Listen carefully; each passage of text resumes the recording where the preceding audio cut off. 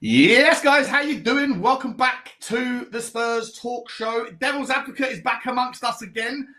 Not with the full gamut of its usual repertoire. Dave is still on his holiday. Is that not Dave?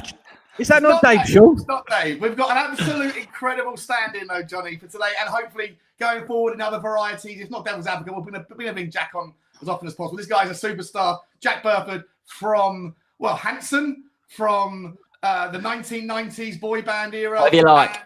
Also from Lucas Bergvall. Related fame. Exactly. Let's start with you, Jack. How are you, mate? Welcome back to the channel. What an introduction! I'll tell you, it's been a while. I couldn't even get my words out. I'm that excited to be on the stream. It's it's been a pleasure to be back here on your screens talking Spurs. Obviously, we know it's not been great on the pitch at times, but look, that's what we're going to dig into. We're going to talk about all things Tottenham, and I'm doing well, enjoying myself. Had a couple good interviews, I'm sure we'll talk about, and always loving life. Great to see you, mate. It's great to see also your career is shaping up lovely. I know you always wanted to be in the media side of things and to get all these opportunities you're getting now, which we're going to hear about shortly. Great to see you, mate. Great to have you back. Johnny, over to you, my man. The part of the furniture of this channel. Love you to pieces, pal. How was Christmas for you or Hanukkah? That was fantastic. How was the whole thing? It was it was a nice, relaxing Christmas, just interjected with some football. I preferred the bits without the interjection. It's funny because Jack said he's got a burgeoning career. I always wanted to be a stand-up comedian, but none of my jokes made it. So no, I like them, mate. I like them. Odd jobbing on your channel, Sean. Well, not for long, mate. We're going to be starting our own thing very soon. Football. We all love football. That's why we're here. Good, bad, indifferent. What's interesting, guys, is that the amount of people that message me saying that you guys, generalization, you guys love it when Spurs are playing bad because it gives you something to talk about.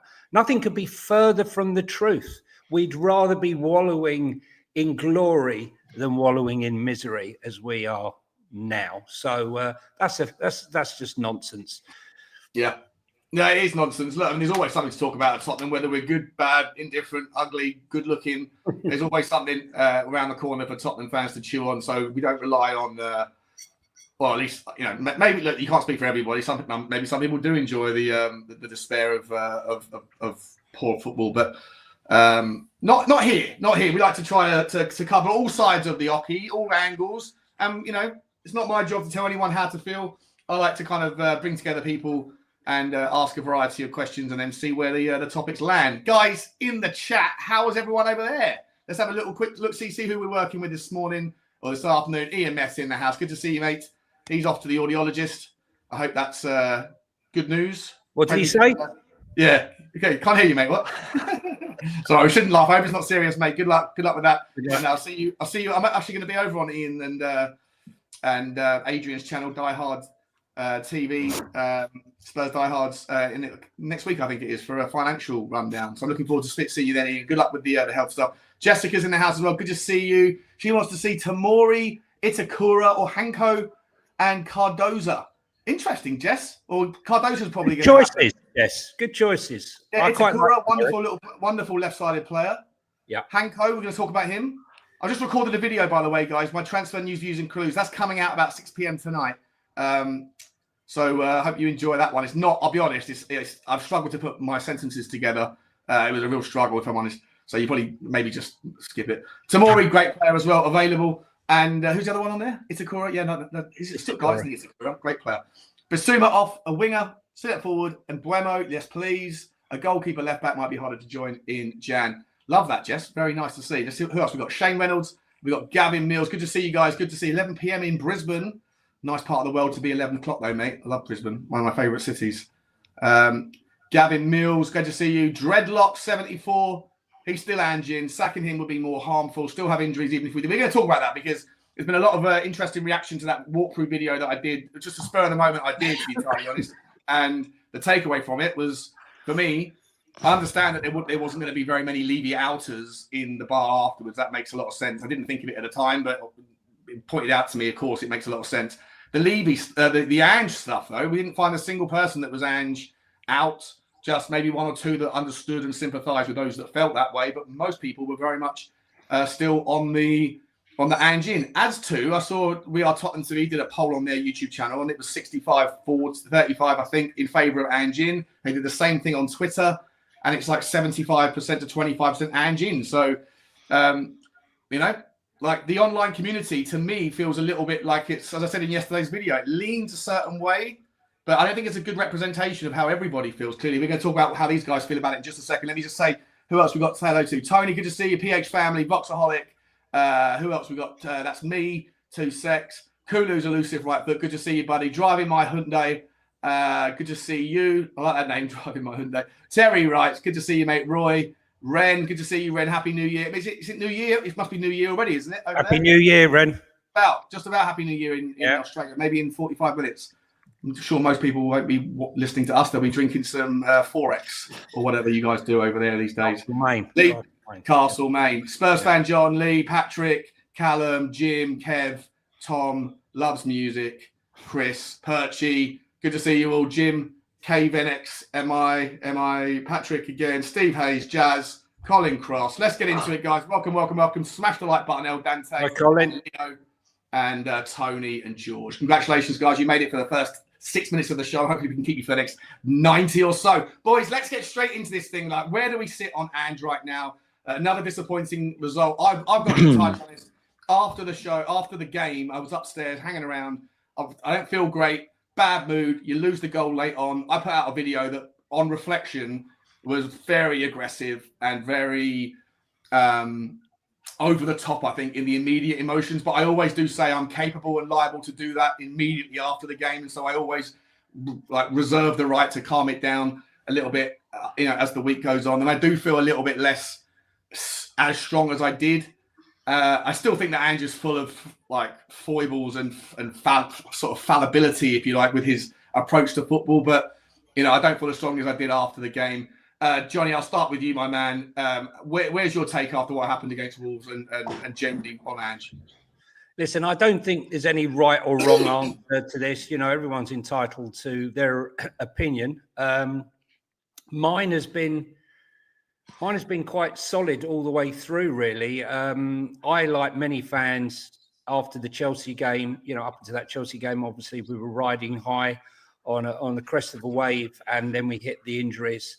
And, when you saw all your friends, your Arsenal mates or your Chelsea mates, and they would say, it's all falling apart now.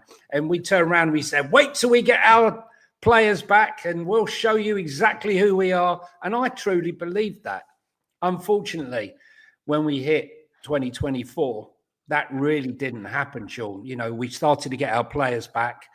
Our form didn't come back. And, I was starting to look at, I wasn't writing Ange off, because I thought, he's only a few months in.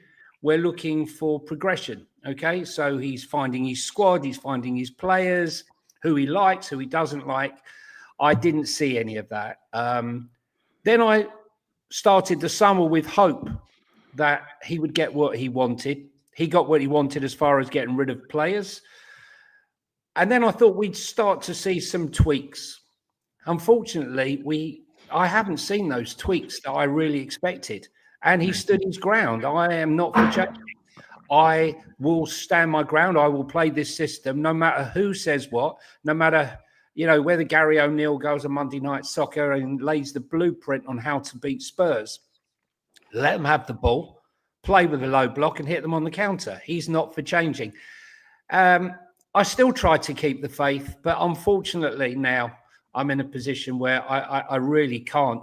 I'm not blind. I'm ruled by the football element, not the noise. And I look at 16 defeats in the Premier League in 2024. All the defeats I've seen on the road last season and this season, and it's really hard to take. I'm not looking for major overhaul. People think you say, you don't want Ange Ball. Would you want to go back to Conte? No. What I'm asking for is to look at your system, see where it's being exploited, and make some fundamental changes. Too many square pegs in round holes, not enough action on the pitch, in-game management. I could go on. I wish and I hope that I'm sat here with you in 6 months' time, and I'm having to say to you, you know what, Sean, Jack, I got it totally wrong. I got it totally wrong, and this guy made me eat my words. I don't think I will be that guy, and if I am, I'm quite happy to admit that I was wrong. But there's just too much. There's too much wrong, Sean. You know, the stats. You know, the last 25 games, I think it puts us third from bottom. The stats are just shocking. You know, we're breaking lots and lots of records going back to 2008, and I think the reason he's still in this job is purely because of Daniel Levy. It's this sympathy for Ange because of what's gone on before, and you know, Levy doing the dirty on so many managers that fans feel that, you know, we can't go through this again. And I totally understand that. But sentiment will only get you so far. And I think it will come a point if we lose to Newcastle and Liverpool and Arsenal, that maybe that will change. But I think not. My last thing, as I would say, I think he will stay here till February the 1st. So that Daniel doesn't have to spend any more money on, because if he brings in a new manager now and he sacks him, he's going to have to give him some money. Well, his money's going to have to be spent anyway in some form or fashion in January. On loan. Yeah. But, you know, those deals are expensive. People think that they're not expensive. They're more expensive on a pound-for-pound basis because of the fees that you pay for the time and length of time you have them and the wages that you cover generally anyway. And you don't really get the quality that you need. You're not going to be able to loan in someone that's a superstar unless you're really going to have to lump up and pay the fees for those things. So, like, it's technically, if you break it down on a kind of minute played sort of rationale and value for money, it's far more expensive going down the loan route in the short term. But then, obviously, doing business for the permanent stuff is very difficult. Anyway, Johnny, just before I come to Jack and get his take, just quickly then, you're mentioning about you think there's kind of a sympathy towards Ange because we can't go through it again. I don't disagree with that sentiment, and I think that there is definitely a willingness. I think one of the guys on that video said, you know, he thought about his answer when I asked him, "How do you feel about Ange?" And his first words out of his mouth were, "You know, I really want to like Ange," and I completely can get on board that. Like, I really want to like this guy. I really want it to work out because it's what we all want, great football, but it's difficult to sometimes buy into it. When you said, the sort of follow-up question for you, mate, is when you said, oh, you know, because we've gone down this path too many times and his treatment of previous managers, are you therefore inferring that maybe we're kind of like he's backing he's backing the wrong guy almost now? Like he's in two-footed in terms of a lot of money spent and in no small part because of the previous mistakes. But which of the previous managers was the right one to back then, in your opinion? I would personally say Poch, although he'd lost the dressing room, he did state that he needed to change. And when you're labelling and you're telling people who needs to go, and they've not gone, I don't suppose they're going to play for you anymore, which was half of the problem. Right. And probably Mourinho. We didn't have any money to give Mourinho. I think Conte was about Conte. You know, I'll be brutally honest. I'm not saying he's not a good manager. He's a great manager, but you know, he often spoke as if, look, I'm doing you a favour here. The thing is with Ange, you know, he bounced Thanks, mate. Yeah, I mean, listen, he bounced into this club, Ange, like a breath of fresh air. You know, the comments, everybody loved Ange, the press loved Ange. And I believe that a manager, the players are a mirror of the manager. And, you know, what we had was this confident guy that bounced in, full of the joys of spring. Everything he was saying was positive. The players bought into it. Suddenly we're playing football like we hadn't seen before. Now he looks like a guy who needs to go on antidepressants. And our team is playing a mirror of that. You know, when I look at someone like Arteta, I don't want Ange to be Arteta, just to let you know. But, you know, Arteta's like kicking every ball, the aggression on the side of the pitch. His players play with that aggression and that belief.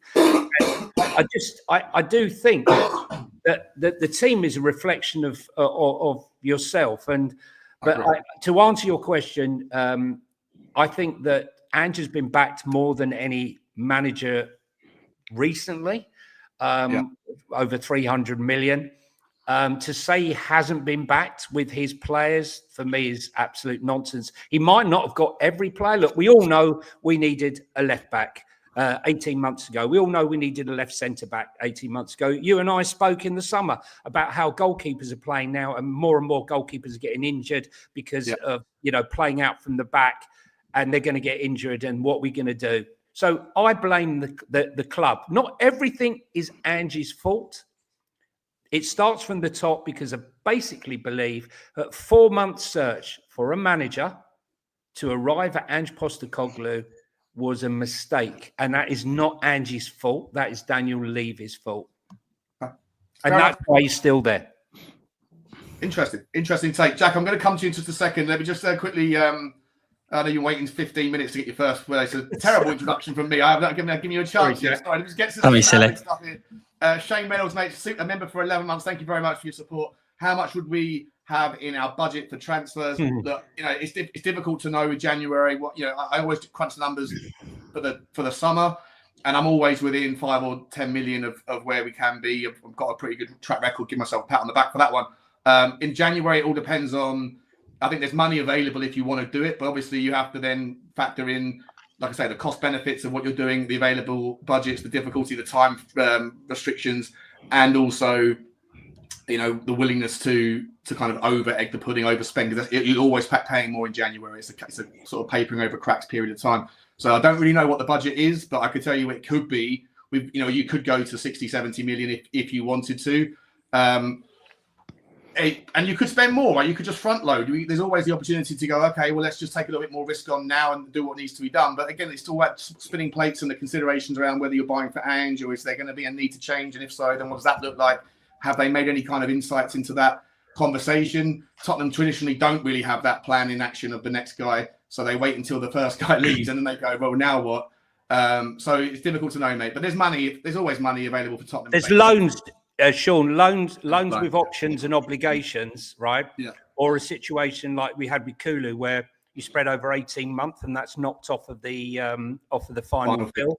And also, if they can buy a player, I'm not saying Radu, but like in the case of Radu, where the fee split over 5 years, then you could potentially buy 2 or 3 players if you can get those deals over the line. But you've got to remember that the selling club needs the money as well to replace that player. So they're not really happy with that sort of deal. But that's the sort of deals we'll be looking for.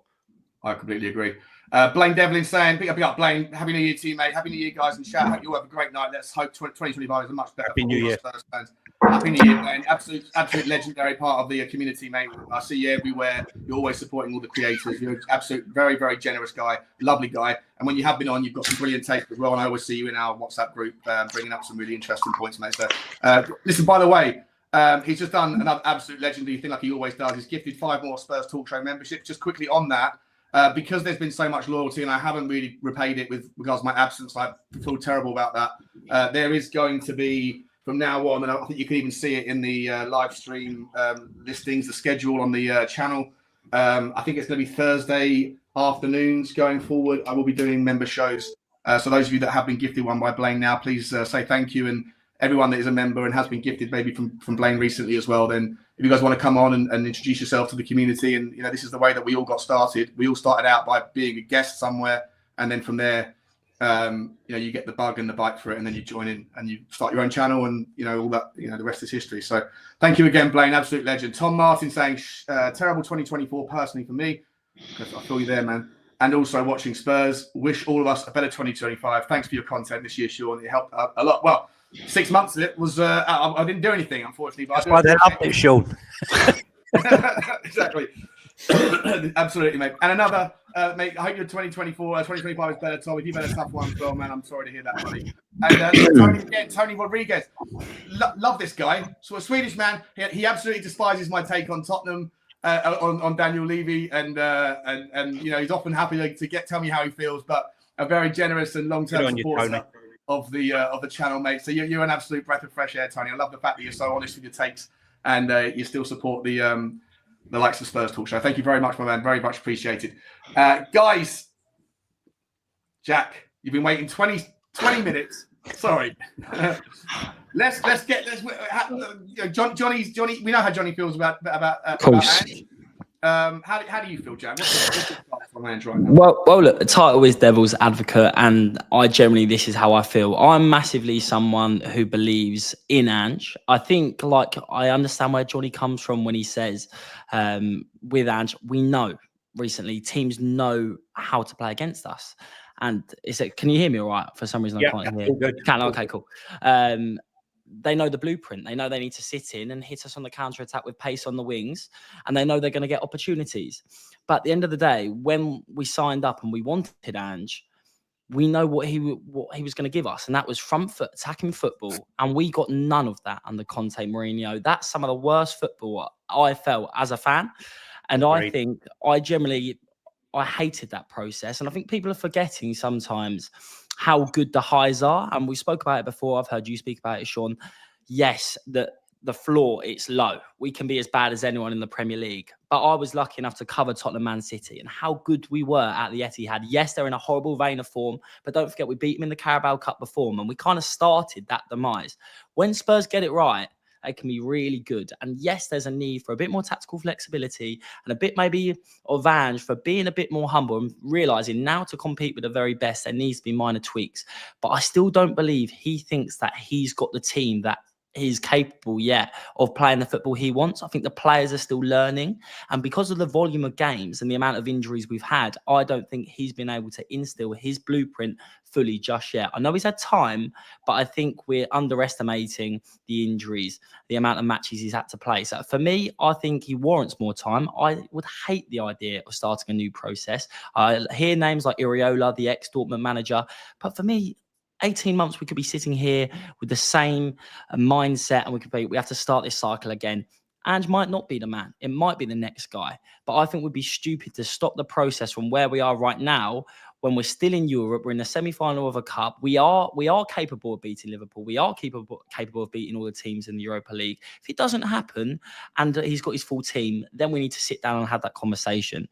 But for me, let him have his players back, get one or two pieces who are going to add to the puzzle in January, and then see what Tottenham can achieve. Look, it might not work out, but I'm tired. I'm tired of this process. I'm 20. You lads, I know you don't look it, but you're a bit older than me. So I'm sure you're tired as well. But I just think, look, give him... Jack, can I ask you? Yes. Let's just ask you, Jack. Sorry.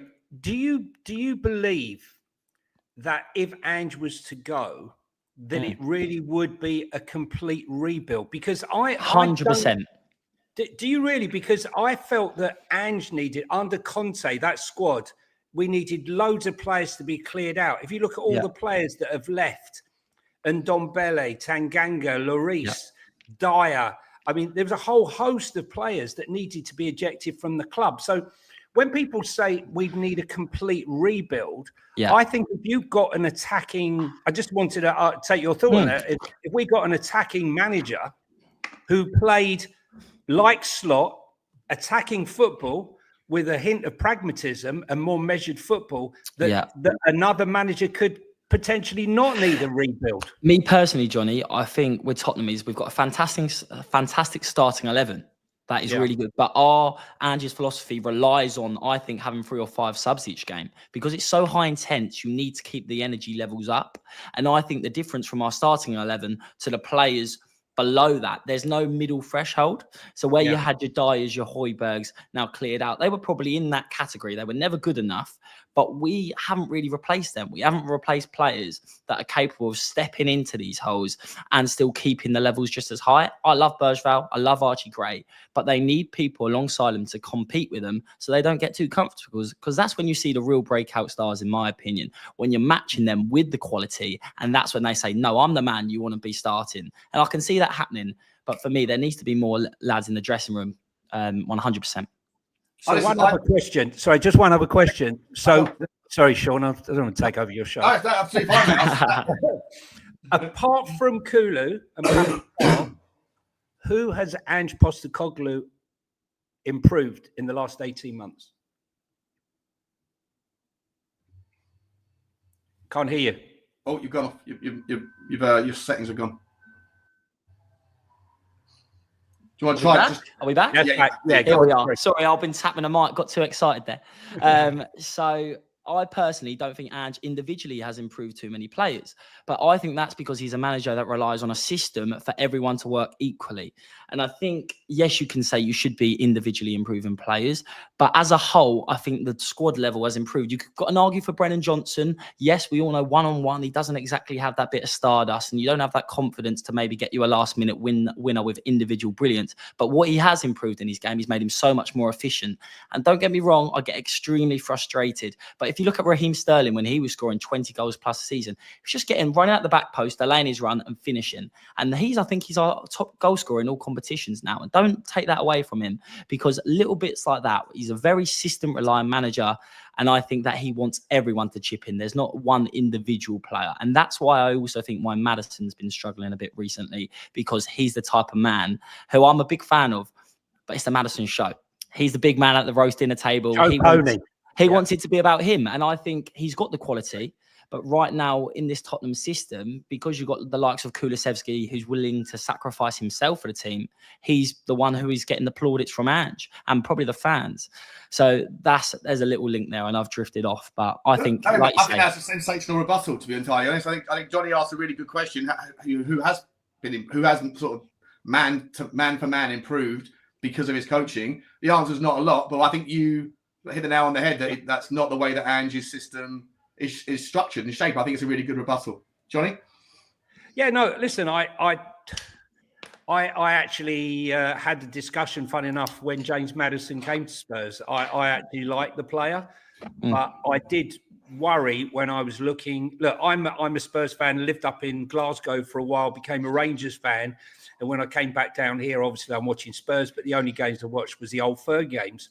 Never once did I ever think when Conte left, we must get Ange Postecoglou at all costs. No, I didn't. I never thought that. But looking at his system and how he inverts the wing backs, I was concerned that James Maddison, who likes to have space to play, would have no space to play in this system. And what happens is when they invert and then the opposition crowds out that middle section, there is just no room for him to operate. And I don't think we have seen, bar a few games, James Maddison, the real James Maddison, or the James Maddison that we saw at Leicester. As you say, he's the show pony, he's the main deal, the main event, and he's not the main event here.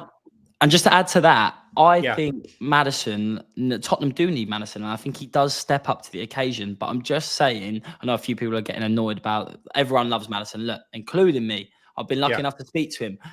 When Spurs win, and he's the star of the show, he comes out, he has a chat, he's smiley, and he wants everyone to know that he's been very instrumental in a part of this Tottenham win.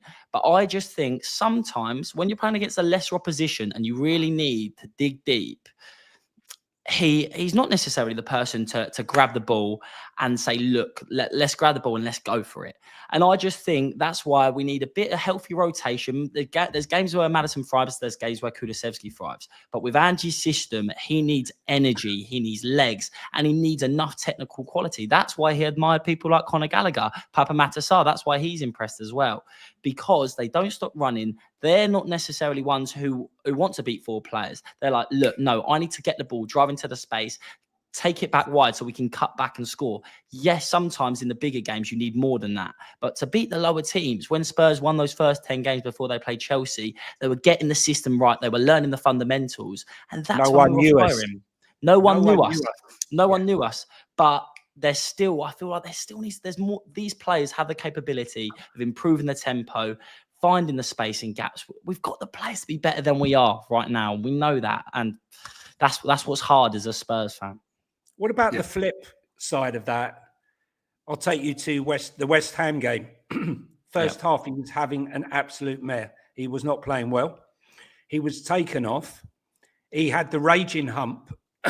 We went on and absolutely smashed West Ham in that second half. And I watched our assistant deputy captain sit there and not celebrate one single goal. And I found that really disturbing. I've got to be honest with you. Sorry, say what you said before that. Maddison. He's not the only one though, mate. Like, I've got to be entirely honest. Sometimes I see the same thing from Sonny. You know, Sonny gets taken off, he kicks his shoes, and he's upset, and he's got that kind of like. But celebrating a goal when you're the captain, or the vice captain, it's about the team. It's about the squad. This isn't a first 11 game anymore. This is about the squad. And to be quite honest with you, when you're sitting there and you're watching the team come back and have a fantastic second half and smash West Ham, I expect to see him celebrating. When I look back at the game like Sheffield United at the beginning of last season, where we scored that unbelievable, like, the whole crowd went mad, like we just beaten prime Barcelona in the final minute. Yeah. And they're all rushed off the bench. We'll remember that scene.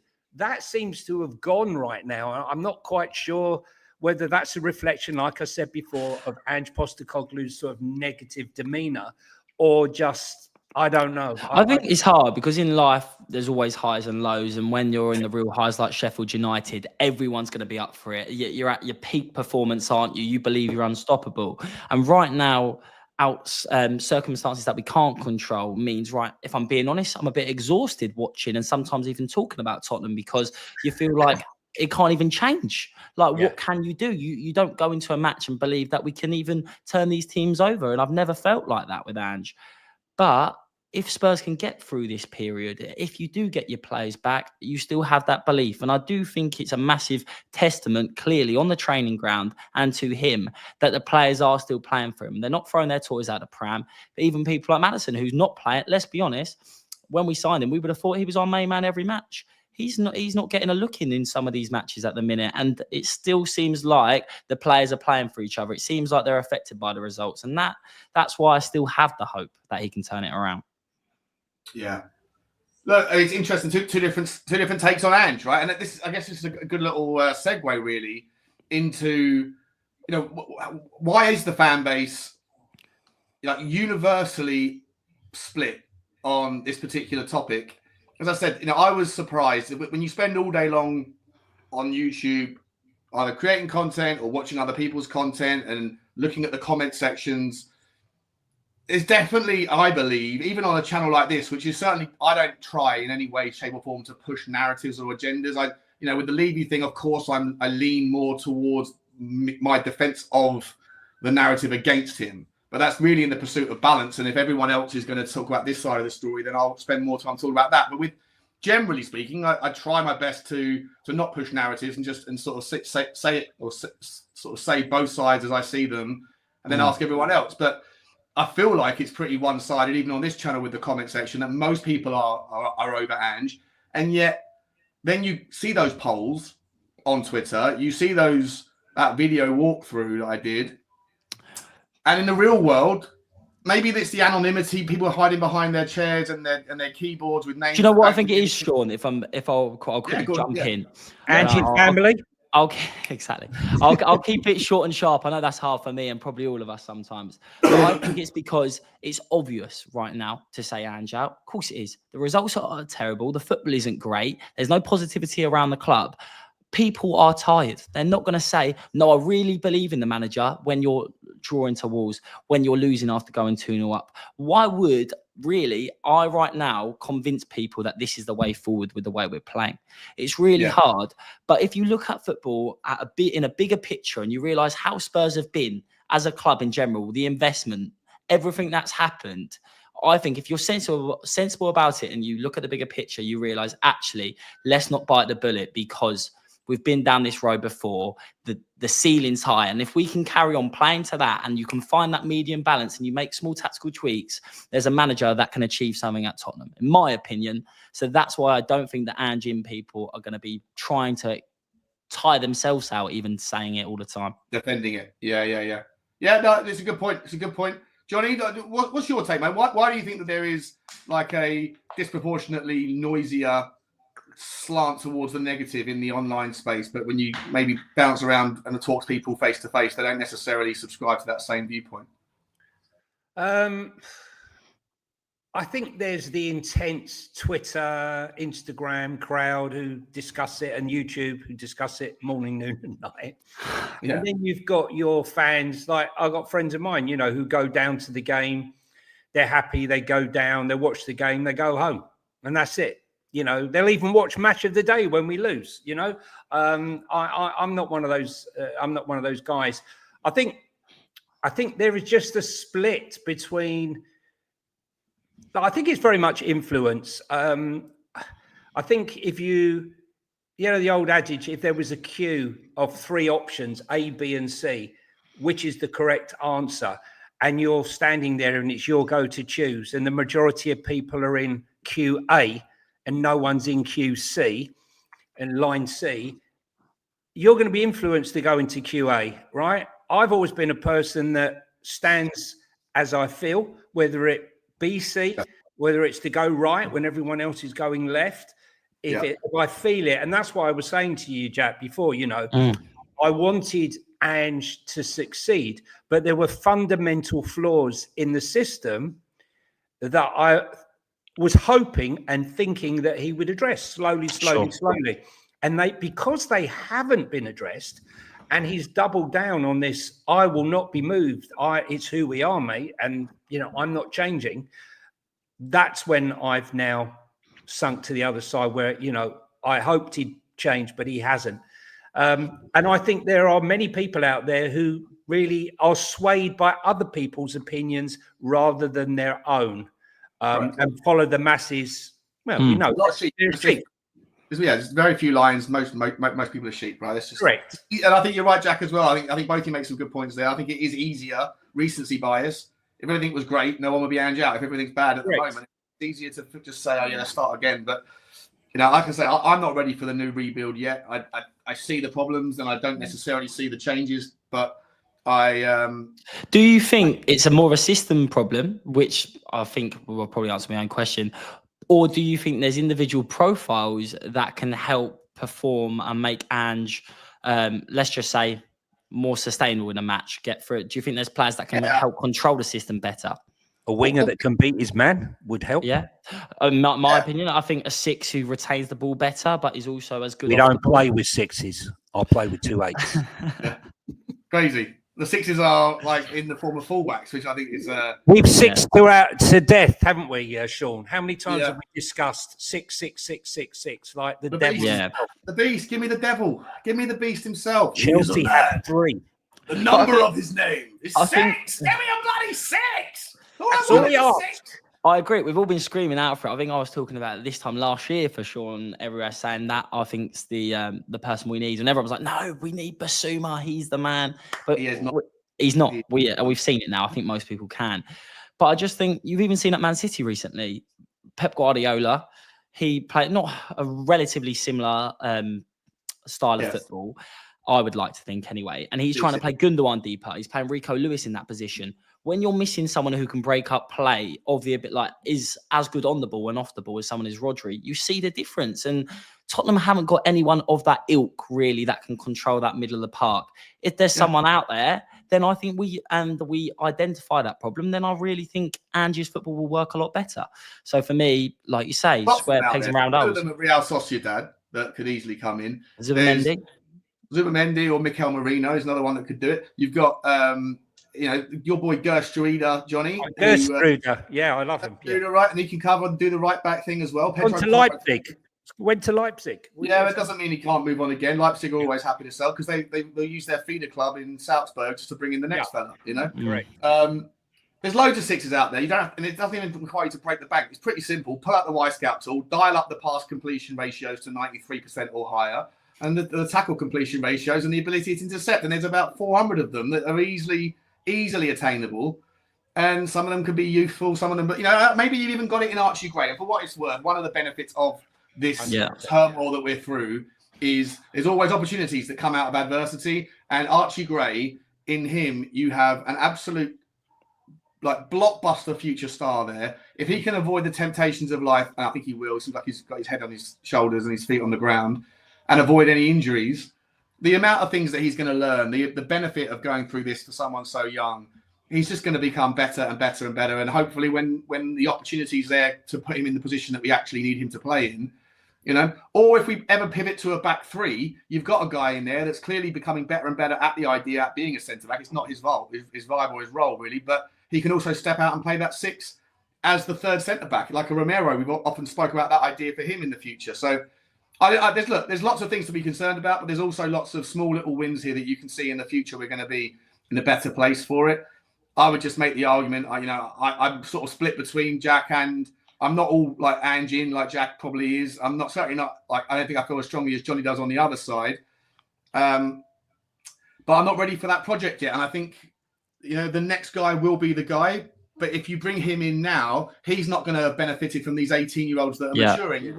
If the next guy comes in when those players are 19, nearly 20, you're going to have some, rock stars in the squad already, and then a few more ingredients sprinkled in, and hopefully we can take that baton and run with it. But let's talk about that. To ask your question, Jack. You said, is it the system or is it the lack of players? Whether does he need help or whatever? Obviously, every manager could do with better quality, right? There's no team that's perfect. And Tottenham's squad, I think, is built. If you look at the overall squad, everyone fit.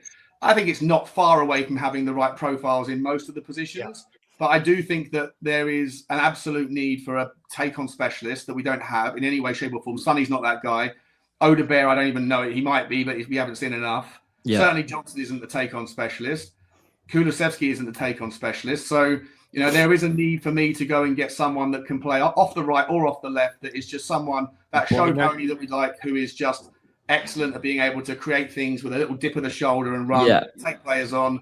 And I'd love to hear your thoughts on who that particular profile might look like, Johnny. I'll start with you on this one. Oh, well, listen, I've been a big fan of Brennan Johnson now for about 18 months. When I was talking to my mate about it, who's in football, he said, great, he just needs to improve his finishing, which is what he did. He had that injury last season when Wissa came in to replace him. But, I think Brennan Johnson, look, there are players. I love Matheus Cunha, right? Now, obviously, he's a 10, but he has the ability to just go past and drift past people. We don't seem to have that player. I've grown up on Gazzers and Waddles and Hoddles and God knows what else. Exciting players that take players on. Ginola, the list is endless of players, and I think Spurs are really missing that type of player now. And like you were saying, Jack, I think he relies on this system, yet he has demanded Brennan Johnson. I can't knock Brennan Johnson for his goal scoring, okay, but he drifts out of games for long periods where he's not doing anything, and he's not beating his man. Now, I'm never going to knock anyone who's having or 10 goals. You can't. Because he's done the business. Yeah. But I'd like a player who can bang in 10 goals, who's also beating his man and contributing for large proportions of the game. I know you're itching to get in there. Go on, say what you've got to say. I was going to say, do you think it's acceptable? This is where I think the conversation needs to be had. For me right now, you need to have one touchline, one-on-one winger, and you need to have one efficiency, someone, maybe, I'm not necessarily suggesting Brennan Johnson's the man for our future problems, but right now, I think if you had a one-on-one specialist partnered with Brennan Johnson, you'd be getting the best of both worlds, because sometimes the one-on-one wingers aren't necessarily the ones who are best in front of goal. I think we've seen that multiple times. Like your Jeremy Doku's at Man City, I think one-on-one specialist can get past the man, no problem. But when it comes to staying calm and kind of picking that last pass or scoring the goal himself, he hasn't necessarily done it. That's what I think we need to see. A bit of balance, really, a bit of both. No, listen, I can't disagree with you. I just think that we have spent, over £100 million on two players, and I'm not 100% convinced that they were. Who's the other player? Huh? Who's the other player you're referring? Well, Solanke and what's his name? Now, listen, I'm not going to knock Solanke. He works his arse off, right? Yeah, he does. But again, I don't think that Ange is playing him to his strengths. If you look at Iraola, how Iraola suddenly got a tune out of Solanke, that was him working the two centre backs and playing off the shoulder. What we've got now is Solanke dropping deep. You're not prime Harry Kane where you're going to drop deep and spray a ball 25 yards to the opposition. You're not capable of doing that. No disrespect. Not many players are. But, play him to his strengths. he looks a tired player now, because I feel like he's working so hard having to do that. If you look at Dick Emery up at Villa, when he arrived at Villa, he stopped Ollie Watkins doing exactly the same, dropping deep, using all his energy, running all over the pitch. He said to me, I want you to work the front two, the back two. And suddenly his goal scoring numbers and his goal contributions and everything went up a notch, and suddenly he's in the England squad. So I'm not going to knock Dominic Solanke, because if you're asking anyone who works, you know, him and Kulu probably graft the most in that team. But I need more from my players, just like you need more from your wingers to just put the ball in the net and not contribute. I need my striker to be, to be scoring goals. The opposite. I just think £100 million that we've spent on the two. Listen, Eze, a fit Eze, is 100% a Spurs type player, right? In my Where for you? Well, I would play him just probably behind the front there. Because I love Eze. Decky plays and where Maddison plays. Yeah, but I'd play the two of them. I think you could play the two of them together. Listen, he can drift off the flanks as well. Yeah. He's an adaptable player. The point is, this is a guy that can just drop his shoulder and bang one into the top corner. This is a player that drifts and goes past people. The only thing that, you would say is, he's had a few injuries, been a bit stop-start this season since the Euros. Go on, Jack. I was going to say, I'm a huge fan of Eze. I was calling for him at Spurs. I think he just screams Tottenham Hotspur, genuinely, to me. But I think the problem is Spurs, everyone knows the blueprint to play Tottenham. At Crystal Palace, when they're a counter-attacking side, good on the ball, good on the break, he has the ability to drop the shoulder, wrap one in the top corner. He creates that space for himself, but there's also a lot more space in front of him. So my worry is you've got too many people who can be the star men with Maddison, Kulusevski. People are also talking about Grealish. I'm sure you've seen that recently. It's all rumours. You never know. Wait a second. He's not sure. I'm sure that'll be a talking point. But I just think you've got too many people sort of in the same space, maybe trying to be the star man there. And that's where it's hard, because even if you play him off the left, Johnny, he's not necessarily going to get the output you want. Listen, Jack just hit the nail on the head. You don't have to pay 65 million for a workhorse. Listen, look, Eze, I'm a bit close to that one, as Sean knows. So, but I would say to you, he has the physicality, which Maddison doesn't have. A bit similar to Kulu. Kulu's like a horse, Yeah. But he has the body shape, a bit like our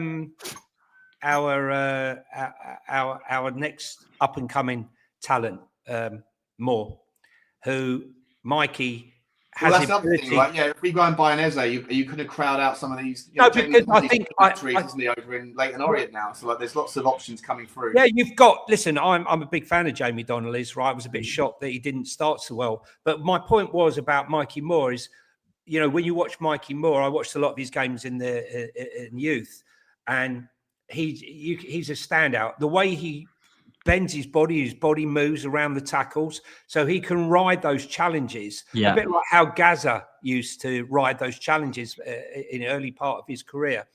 And Eze has that same body swerve that he can ride those challenges. I don't think Maddison possesses that personally. I'm not saying he's not skillful, but he goes down too easy. Yeah, I think you've hit the nail on the head there, genuinely. There's one thing we're definitely going to agree on today, mate. I think Maddison, he can glide past anyone, but he's always ready to take the free kick. The best players I love watching are when they stay on their feet, they keep driving and they find it. And I can see it with Eze. I'm just worried about, is the space going to be there for him to drive in, and is he going to be able to stand his feet? And not just that, right? But like, we're talking about trying to find a take-on specialist because we don't have them.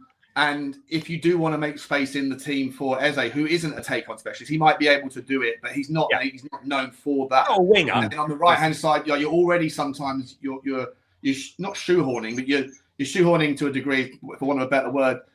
Decky on the right side of that three, Solanke in the top to make room for Sonny on the left. if you were to bring and then have Maddison with it, if you were to bring in an Eze, then you have everyone wants to drift narrow, right? Decky wants to drift narrow. You'll have Eze that will want to drift narrow. You'll have James Maddison that drifts all over the place anyway, and then you have Solanke that isn't obviously going to take people on from the central role. So, like, if we're looking for a take on specialist, are we really saying that as much as we can all admire Eze the player? And Johnny, I don't know if you can even shed any light as to whether or not if there's any intention at all for him to move on or any likelihood, not necessarily to Tottenham, but is there any still stories about him? There's a smile on that face, Johnny. Come on. Oh, well, listen, I would just say that he's a better player than where he is, right? Yeah. And he knows that. And, I think the injuries, the timing of his injuries have not been helpful. He started and then he's had a knock and, he tried to come back in that Arsenal game, which was a mistake to help them. And, it doubled down in his injury. But, I know growing up, Spurs were always the team that signed that creative genius. Like, we were synonymous with that. And I don't remember the last time we bought, apart from Rafa van der Vaart, that sort of unbelievable player. I mean, listen, I was excited when we signed Gareth Bale as a young kid. Because when I saw him play at Southampton, I thought it was going to be special. But really, I'm talking about marquee signings. I think that Daniel Levy, had he understood this fan base, if he'd have gone out in the summer and bought Eze, he 100% would have won over thousands of fans. He would have shut up so many people. Yeah, I 100% do. I really do. Tottenham fans are just like, okay. No, I really do, Sean, because he was probably the universal. He was probably the universal number one target that 90%. Well, maybe 90%. I think you can say the same for James Maddison, right? Everyone was on board James Maddison when we signed him. Everybody universally went. I'm talking about before. I'm talking. Yeah, no, 100%. But I'm talking about before we were even linked to him, right? Well, after we were linked to James Maddison, 100% everyone was on board. I'm talking about before we had any link with him, fans were talking about it. Let's sign Eze. He's a Spurs player. And, Jack, you said the same, and many people said the same. He looks and feels and moves like a Spurs player. Yeah, he does. But I'd still make the argument for me personally. I'm like, we're trying to fit in too many square pegs into round holes. He is a square peg for a square hole as a Tottenham player.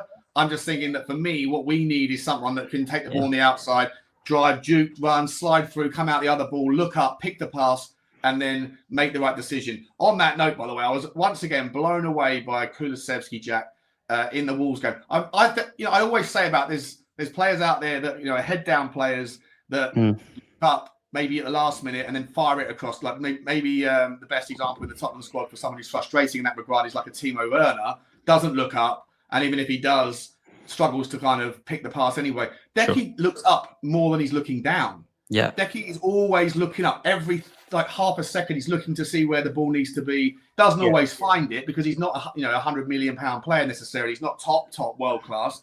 But in terms of his doing the right things with what you want to see in terms of driving with the ball, but also looking for what to do when you eventually distribute it, absolutely sensational. Just guys, quickly, 500 people in the house for New Year's Eve. Unbelievable numbers. Really, really appreciate everyone stopping by. Also, it's just gone 5 past midnight over in the east coast of Australia. So if you are Happy New Year. Happy New Year to you all. Happy New Year. Those in New Zealand. I think New Zealand is also now midnight as well. So congratulations to everyone. Hope 2025 starts well. And the first good deed you could do if your resolution is smash the like button for these two wonderful chaps and hit the subscribe if you haven't already. Let me just quickly, before we move on to the next name, because I do want to talk about James Grealish, guys. We've got a couple of more super chats here. Shane Reynolds, here's an Australian man. Congratulations on your. It's 20 minutes ago. I apologise. How long did it take Arteta and Klopp to start winning? Yeah, a long time. I mean, Arteta, it didn't take a long time. It took him 2 games in the FA Cup, I think, to get to the final and then to win it. But after that, then the rebuild began. And I don't know if Arteta's the guy we should be using as the benchmark anymore. I think if you watch Arsenal content, which I've started to do because I find it quite interesting seeing how they are mad at each other for having similar to us, right? But how close they've got and how progressed they've become as a team. And yet the story about their owners now is I love Dan Potts on the Football 12th Man. He had a great debate with Lee Gunner and a guy called Brandon and a guy, Igal. And the four of them were going back and forth about the owner, about Arteta. It's interesting. It doesn't really matter what level you're at. You're always going to have people that think that we could be doing more and other people that are okay with where we're at and stuff. It's fascinating. But yeah, look, Klopp did take a while. Alex Ferguson took 4 years. What about Areola? What about the Areola 18-month rebuild? Can we talk about that one? Yeah. Listen, Areola is... This is a guy who trains in a park, who gets changed in the porter cabin, who plays in front of 11,000 fans and has a tiny budget and sold their main striker Solanke. He's on the same time frame as Ange. But he hasn't made this. This is the problem I always find with people that it's very obvious and easy to look slightly south in the league and go, right, I'm familiar with this manager because I watch him every week on the highlights or Match Today or whatever. And he's taken a team that is smaller than us and look what he's done. He's created this relative success very quickly. But it's very, very, very common to see teams go from 15th to 7th. Yeah. It happens. Brighton did it. Brentford did it. Bournemouth are doing it. Wolves did it for a while. Nottingham Forest are now doing it. There's loads of these examples of managers that take these teams from here to here. But it's the next bit is the impossible bit. And Tottenham did it. Tottenham, it might have taken us longer, but Harry Redknapp took over when we were bottom of the table, right? After Ramos, after we lifted the cup, 2 points from 8 games. Harry Redknapp got us from bottom to 8th that season. Then we went on to 5th, and you had Lasagna Gate. And he was the kind of catalyst for our resurgence back into the conversation. There's loads of examples of managers that can take small teams and make them better. There's very few of those teams that actually get, or managers that then get the chance to go to the next level and keep on. And just to add to that, Johnny, for Bournemouth specifically, I've been lucky to work with people in Bournemouth quite a lot. I think what you'll realise with them is they're a club that knows exactly what they want, similar to Brighton. They bring a similar profile of players in that suit the manager. And I think they've been sustainably building for a long time. I think they've got a vision on exactly what they want to do. They're a very family business-run club. Everyone knows what's going on, and they're all striving towards the same goal. Previously, yeah, not under the new owner. What we're Bournemouth. Yeah. But Bill Foley's a really interesting character. That guy deserves his own. You could do it. Yeah, I mean, you could do about 10 podcasts on Bill Foley and his involvement. Geezer. Same as that guy John Textor at Crystal Palace who owns safe. Yeah. Like there's a lot of people, billionaires. They've got multi-club ownership. They keep some fans happy here. Others are furious. If you buy a team in the French league and you park them into your feeder club narrative, especially to an English club, ask the fans at Lorient about how they feel about Bill Foley. You know, there's look, I'm just my argument. Sorry to get off the sidetrack there. I like what Bournemouth are doing. I really do. I'm a big fan of the manager. I would just make the argument that it's not easy to take. You can see a short list of 100 names of managers that have done that bit before. And how many of them have ever gone to the next bit? And Tottenham are stuck in that perennial outside the best, but the top of the next best list. And to get into that list and to break in and stay there sustainably, you know, it took Leicester twice. You know, Leicester did it with Ranieri, and then they got relegated. You know, listen, I understand that. What I would say to you is that, you know, when he came into that club, they weren't in a good state, and he didn't start very well. You know, he struggled at the beginning, Areola. You know, it wasn't just come in and suddenly bouncing along and the club were smashing down posts. No, not at all. You know, in fact, there were comments that maybe, you know, it was too much for him. You know, watch him this season, how his in-game management, and I look at the 18-month and I can see progression. That's all I'm looking for. And Areola has shown progression, steadily progressing. I look at Spurs and I see regression over 18 months. I don't see progression.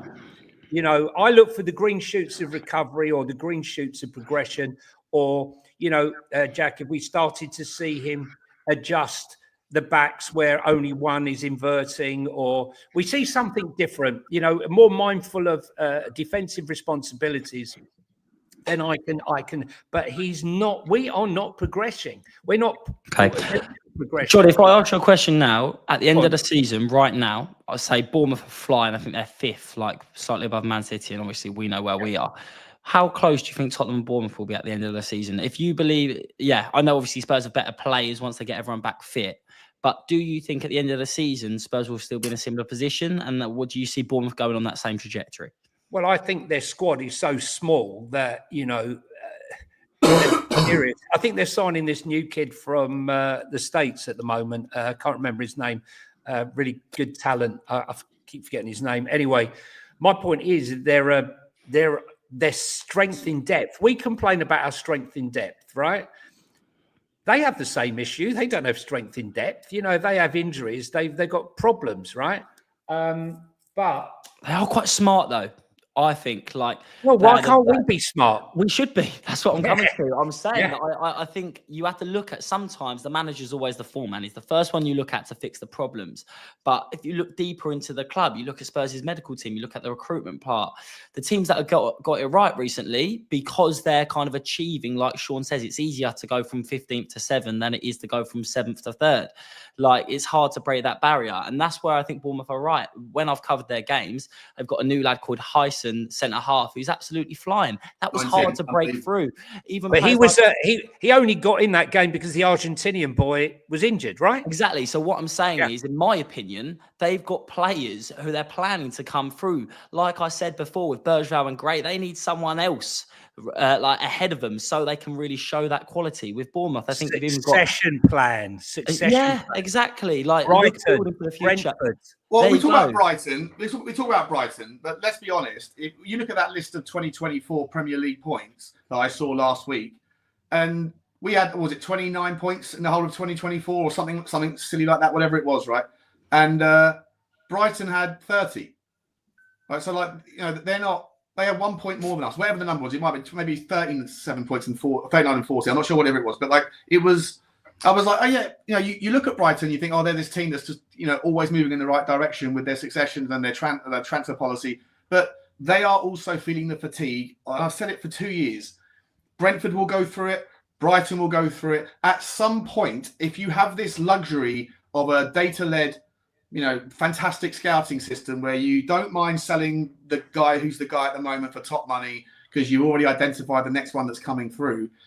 Being a feeder club, a selling club, only gets you so far. At some point, you have to hold on to your best players if you want to turn into that team that can compete at the top. And if you then do that, then you stop being able to offer the sales pitch to the next guy coming through of, look, you're always going to get your chance because we move these players on. And then the kind of enticement of being a part of that process, knowing that there is that kind of conveyor belt of talent, it dries up because you have to pivot to a team that is not a selling club. Tottenham went through it back in the day.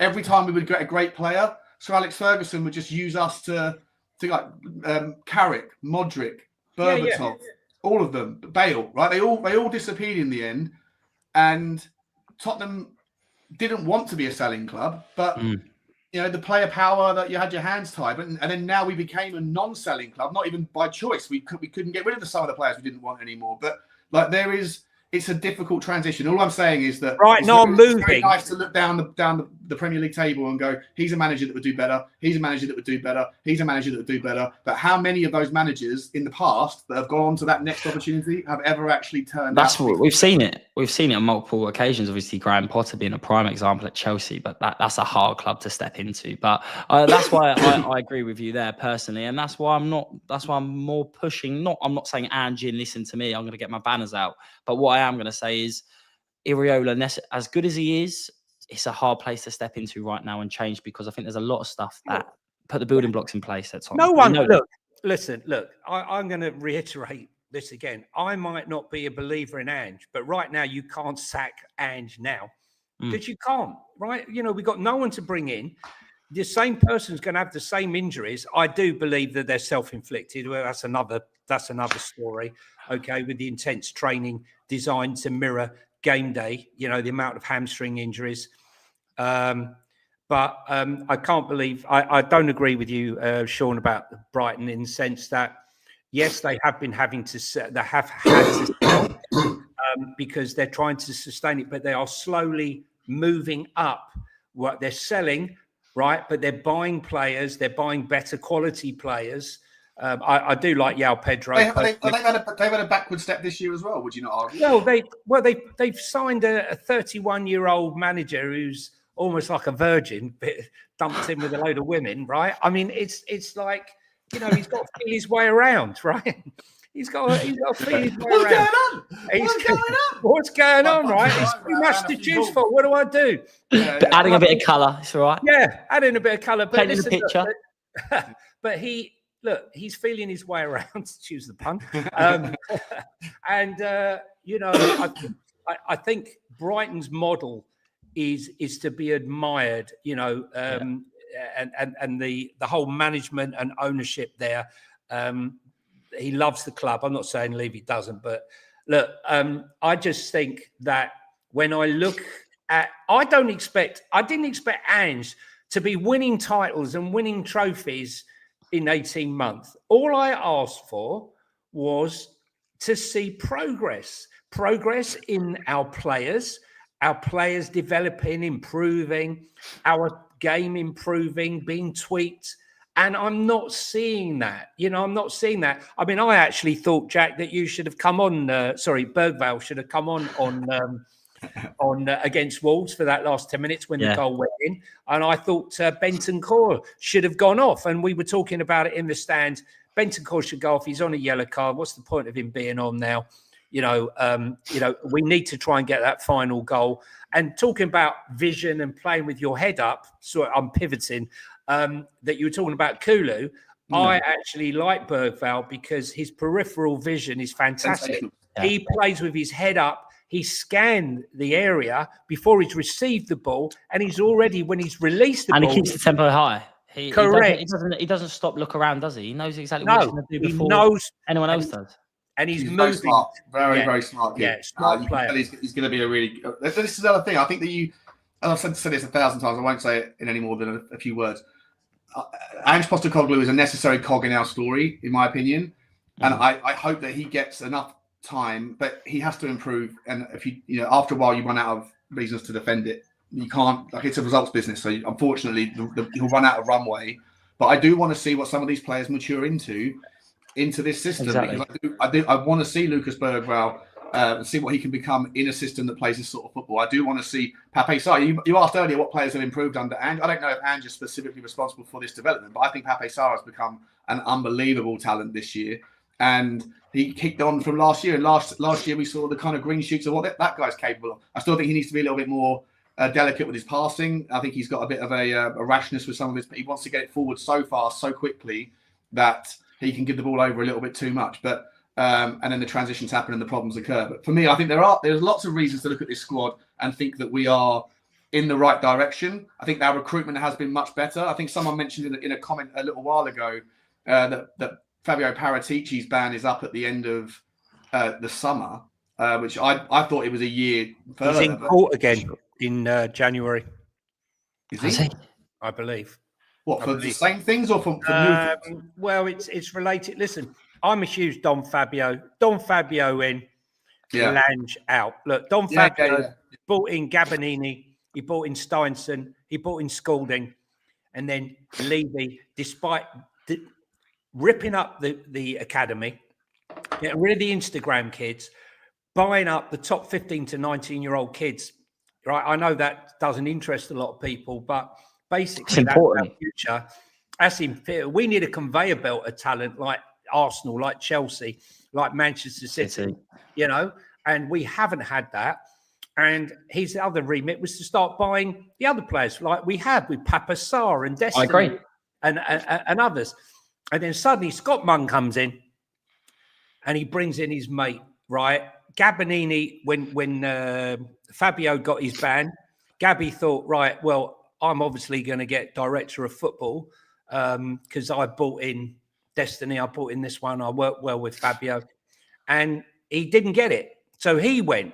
Steinson went. The only person left standing officially is Scalding, who we bought in from Rangers. And that's about it, right? But Fabio is the man. Well, we're going to talk about what if he's going to be. He's involved. He is involved. 100%. And I think, just to add to that argument, we all know when you want someone that bad and you know that's the man you want on your team, that's what Levy saw in Paratici. And obviously outside factors have affected it. But I think, like I'm in total agreement. I think Paratici being back around the club, having a real say on who he wants in the door would be a massive beneficial to Tottenham. Do you remember, Jack? Sorry, Jack and Sean. Do you remember? I've never seen this before when Conte was there and Fabio decided he's going to sit on the bench. Yeah. And he used to go mental. He was going more mental. That was brilliant. And you saw the guy who's Daniel Levy's brother-in-law. I think his name. He was like, I better get feisty and start screaming. Yeah. But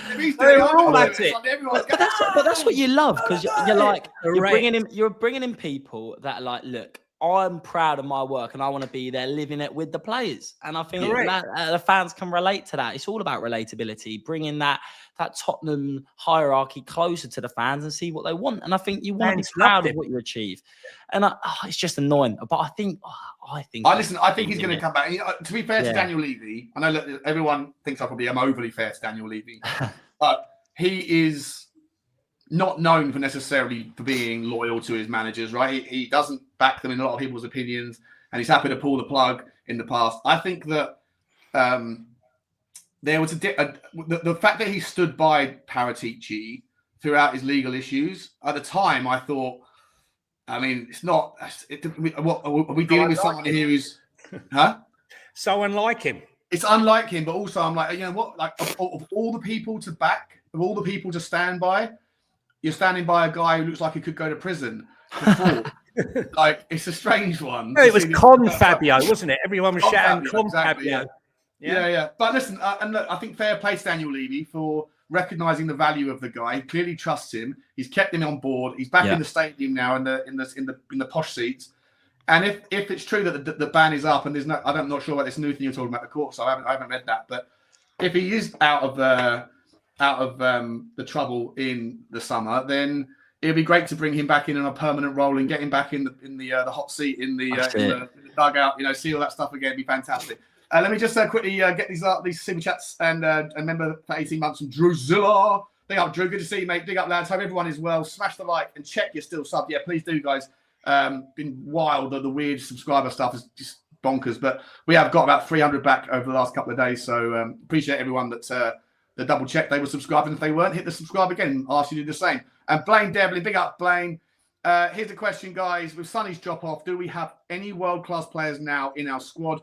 Rewind 2 years ago, and we had 2 or 3. Now, none. Are there any world-class players in our squad? No, there's no world-class players in our squad at the moment, I don't think. I don't know if you guys have got any names you'd like to say are world-class, maybe future world-class, but not world-class at the moment. Would you agree? Yeah.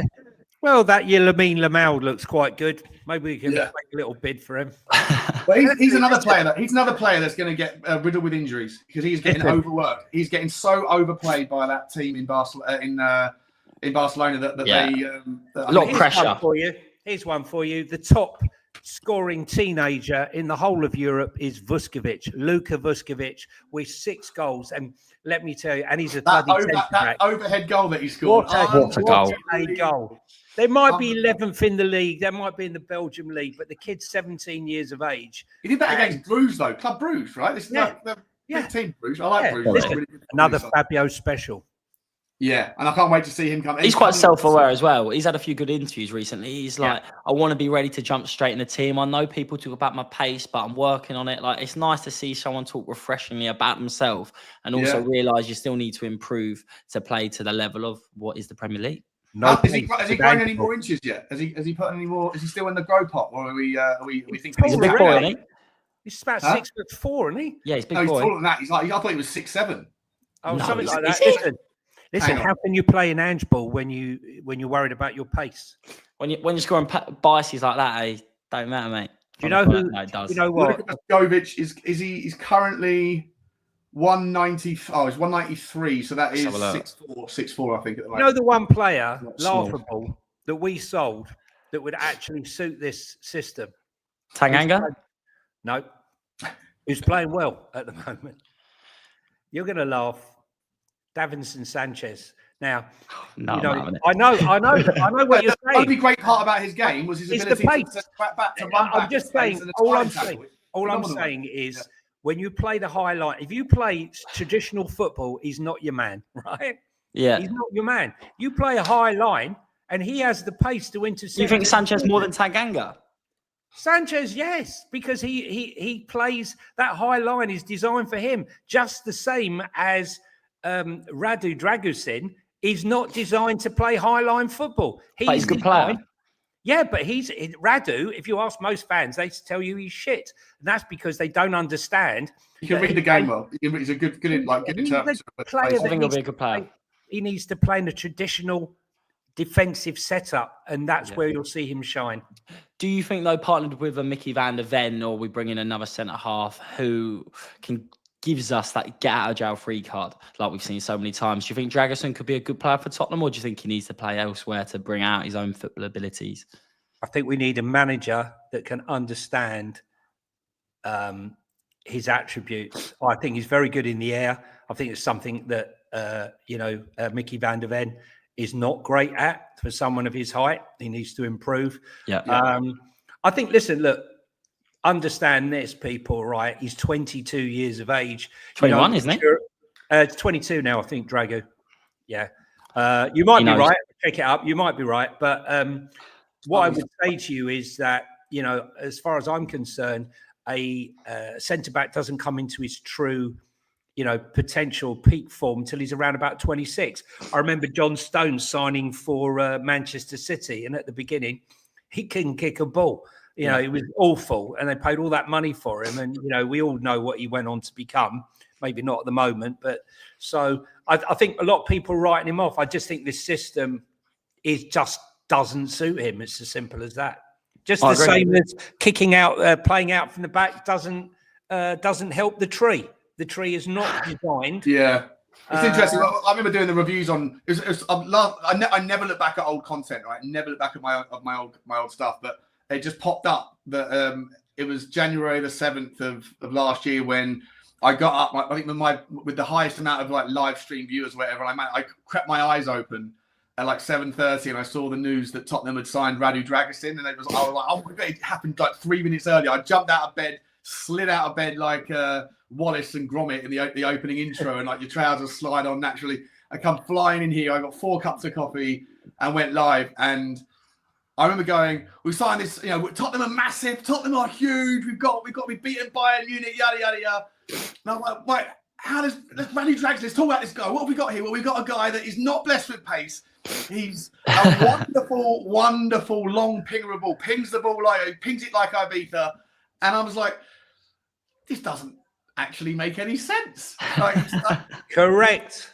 Centre backs in the system are not asked to ping. Put him in a back three, Sean. Put him in a back three. I actually think that this team, all he needs to do is, in my opinion, but I'm not the coach, if he played Radu in a back three with Romero and Micky Van De Ven, all three like to bring the ball forward, all three can pass the ball, and we would have a situation where we had some defensive balance. I think that's the difference. Take the strain off the fullbacks as well. Correct. Yin and yang, and we don't have it. We're all about the yang. But this goes back to the argument for me, where it's like, Radu Dragusin, what a great purchase. In my opinion, I can still see him being a great defender. But you need to buy players alongside him that are ready for the now and for the future. Yes, he might look 30 years old, but he's 22. You're right, Johnny. So I think Ange still, in my opinion, warrants the opportunity this January transfer window, see how he gets on, to have a couple of people that fit him, whether it's loans, whether it's you're willing to push out the money, but buy players that are going to play for him and get behind him, in my opinion, because going back to it, but we still haven't, I'm not ready yet to say, I love Dragusin. He's the man who's ready. So let's change our system, play a 5 at the back, because we know we've got Porro, because we're just doing the same thing we did under Conte. We were like, we've got players that are very good going forward. So why aren't we buying more attacking manager? Now we've got better players defensively. Let's all switch to the manager. Do you know what I mean? It just feels like I do. But we're never happy, are we? We're always looking at something that needs to change at Tottenham. We are. And look, we haven't even managed to get back. We've gone so far off the topic. Let's see if we can weave it back in here. Great little segue there, though. Guys, first of all, Scott, thank you very much for your YouTube member, mate. Really appreciate it. Looking forward to hopefully seeing you on the Thursday night or Thursday afternoon shows going forward. And look forward to meeting all of you as well. As I say, guys, if you guys have interest in starting your own channels, it all starts or becoming regulars on these panel shows. It all begins with, your first entry, your first effort, coming on, asking some questions, telling people why we're donuts and explaining yourself. And then sometimes those conversations become the catalyst for a life-changing path into content stuff that you might just fall in love with. So make sure if you are interested, then come on and let us know on Thursday. And so thank you, Scott. Boys, we didn't talk about Jack Grealish. So there is that rumor out today that started in the Northern Chronicle that Newcastle and Tottenham are looking at Jack Grealish. Look, let's be honest. I think it'd be a stretch to think that Tottenham are going to be able to pay the money. I think that I mentioned this on the video that we'll be dropping a little bit later on. I think that Manchester City's relationship with Tottenham isn't particularly great. Pep hates Levy. I don't know if Pep will necessarily be there at the end of the season, but right now he is. And you have to you have to really think hard to make it make sense, especially with the money, the wages, and also the fit. I'm not saying that Jack Grealish is not a workhorse, because I think he can contribute in that regard. He doesn't mind putting in a shift, but is his head gone a little bit? Has he lost a little bit of his motivation for football? He's won everything, and he's dropped off the face of the earth. Dropped off a cliff in terms of his minutes. Obviously, Pep doesn't see a hard-working enough guy, and we've spoken. I see the comments now. Every 5 seconds, someone's talking about workhorses and show ponies, and it seems to be the kind of catchphrase of today. I don't know where you categorise Jack Grealish, but do you ever see him in a Tottenham shirt, and would you like to see it happen? Well, sorry, Jack, I was about to say that I was raving about Jack Grealish years ago, right, when he was in the Championship, when we had someone called Steve Hitchin. Remember him? That joker who was given some money and ended up buying Lo Celso and Ndombele, and Ryan Sessegnon managed to piss all the money down the toilet. But he deemed that maybe Jack Grealish, maybe him and Jared Bowen might not be great for the Premier League. Very good in the Championship. But we had an opportunity. We also know about the Levy bid, and he thought that they were in trouble, and then the new owner came in. And Josh Onama and £5 million. We all remember, don't we? Yeah. Don't talk to me. Listen, Josh Onama, what a talent he was, the youth player, but he just fell off the cliff. It happens. But how many of those stories are there? Wayne Routledge. Listen, well, Josh Onama was a particularly big one because he really was one of the top talents. Reece Nelson was another one, but he's still playing football. But I would say to you that he smacks of a guy who's won the Champions League, who's won the title, who's on so much money now. He's absolutely bloated with cash. He's smiling and wandering around, walking around the pitch with his socks halfway down his ankles. He doesn't have the hunger that I would want for a player. He doesn't have anything to prove. I'm going to ask you two, like we just spoke about, the only thing with Jack Grealish, and it sounds so stupid, but he does, it's not going to work. He's not the right idea, but when we live in dreamland, he feels like a Tottenham player. And because, like the Dybala deal, like the Grealish deal, he's someone I would love to see in a Spurs shirt. But it's He's not selling a lot of shirts. Sure. It's selling a lot of shirts, but it's not the right time. I think if Tottenham had a consistent first 11, you had players with not as many injuries, and you were looking for somebody who could change the game, somebody who could slow down the pace of the game, make that last decision. Like people say, that bit Stardust, I think he'd be the right man. But I think there's so many fundamental issues with the system that it's not the right time to bring him in. What is he, 28, 29? Yeah. I think that's the ship has sailed. The ship has sailed. And I mentioned this on the video I did earlier. I was like, whenever you are crazy, I remember when I first joined the community, I think one of the first ever heated debates I ever had was with Brian Daigle, and obviously it was about Daniel Levy, and he was at the time the common drum beat was Jack Grealish. Could have signed him for 25, didn't sign him, and I was always like, yeah, but no one else signed him either. Like, it's not like we let him slip through the net and he went somewhere else. Nobody else, not another chairman in world football, valued him at £25 million. Otherwise, he would have gone somewhere else, but he didn't, right? And so I'm like, you can say we missed that one, but so did everybody else. And I think that's just a fair thing. And then I remember the next conversation was always like, we wanted Skriniar, but we got Joe Rodon. Like that was the next stick that was being used in these debates. And I was thinking about it this morning. Imagine if 6 years later we end up with both Skriniar and Jack Grealish, and we ended up getting them both back in the Tottenham team. I was like, we all spoke too soon. We wanted Jack Grealish, you got him, just not when you needed him. You got him on the way down. You wanted. It's like Gareth Bale. Who'd you replace Gareth Bale with? Gareth Bale. Exactly. And Harry Kane's coming back as well. How do you replace Harry Kane? No one else but Harry Kane. Funny. Do you think Harry Kane will ever come back to Tottenham, Jack? Oh, you've got so much love for that man, haven't you? Like we all do. He's such a good footballer. I just think, is it the right time? It depends on our manager, doesn't it? If you don't have Ange, for me, I think Solanke is the perfect striker right now for that system. For me, I think he's been criminally underrated and underappreciated so far. I think he's on the left-hand side. I think the wingers need to supply so much more for him to be the goal scorer that I feel like he can be in a Tottenham shirt. I think he's been brilliant. But if we had a different manager, maybe a bit more, I don't know, as Johnny likes to say, an Iriola, or maybe someone like if you had a Thomas Tuchel, it'd be the perfect player to bring back. But is he going to come back? It's hard, isn't it? You've got the romantic people who want Poch and Kane come back together. Yeah. Like this is hard, but realistically, football moves on. At the end of the day, you need to look for your new star. If you come back tomorrow, I'll probably be outside a training ground going mental, but I don't see it happening, mate. Listen, look at the players that we link with. We're all thinking about, we're going to sign this one, we're going to sign that one. Who do we sign? Dan Juma on loan. Yeah. Look, he would work though. You know what? He'd probably work in this system. Listen, look, honestly, Shawnee, right?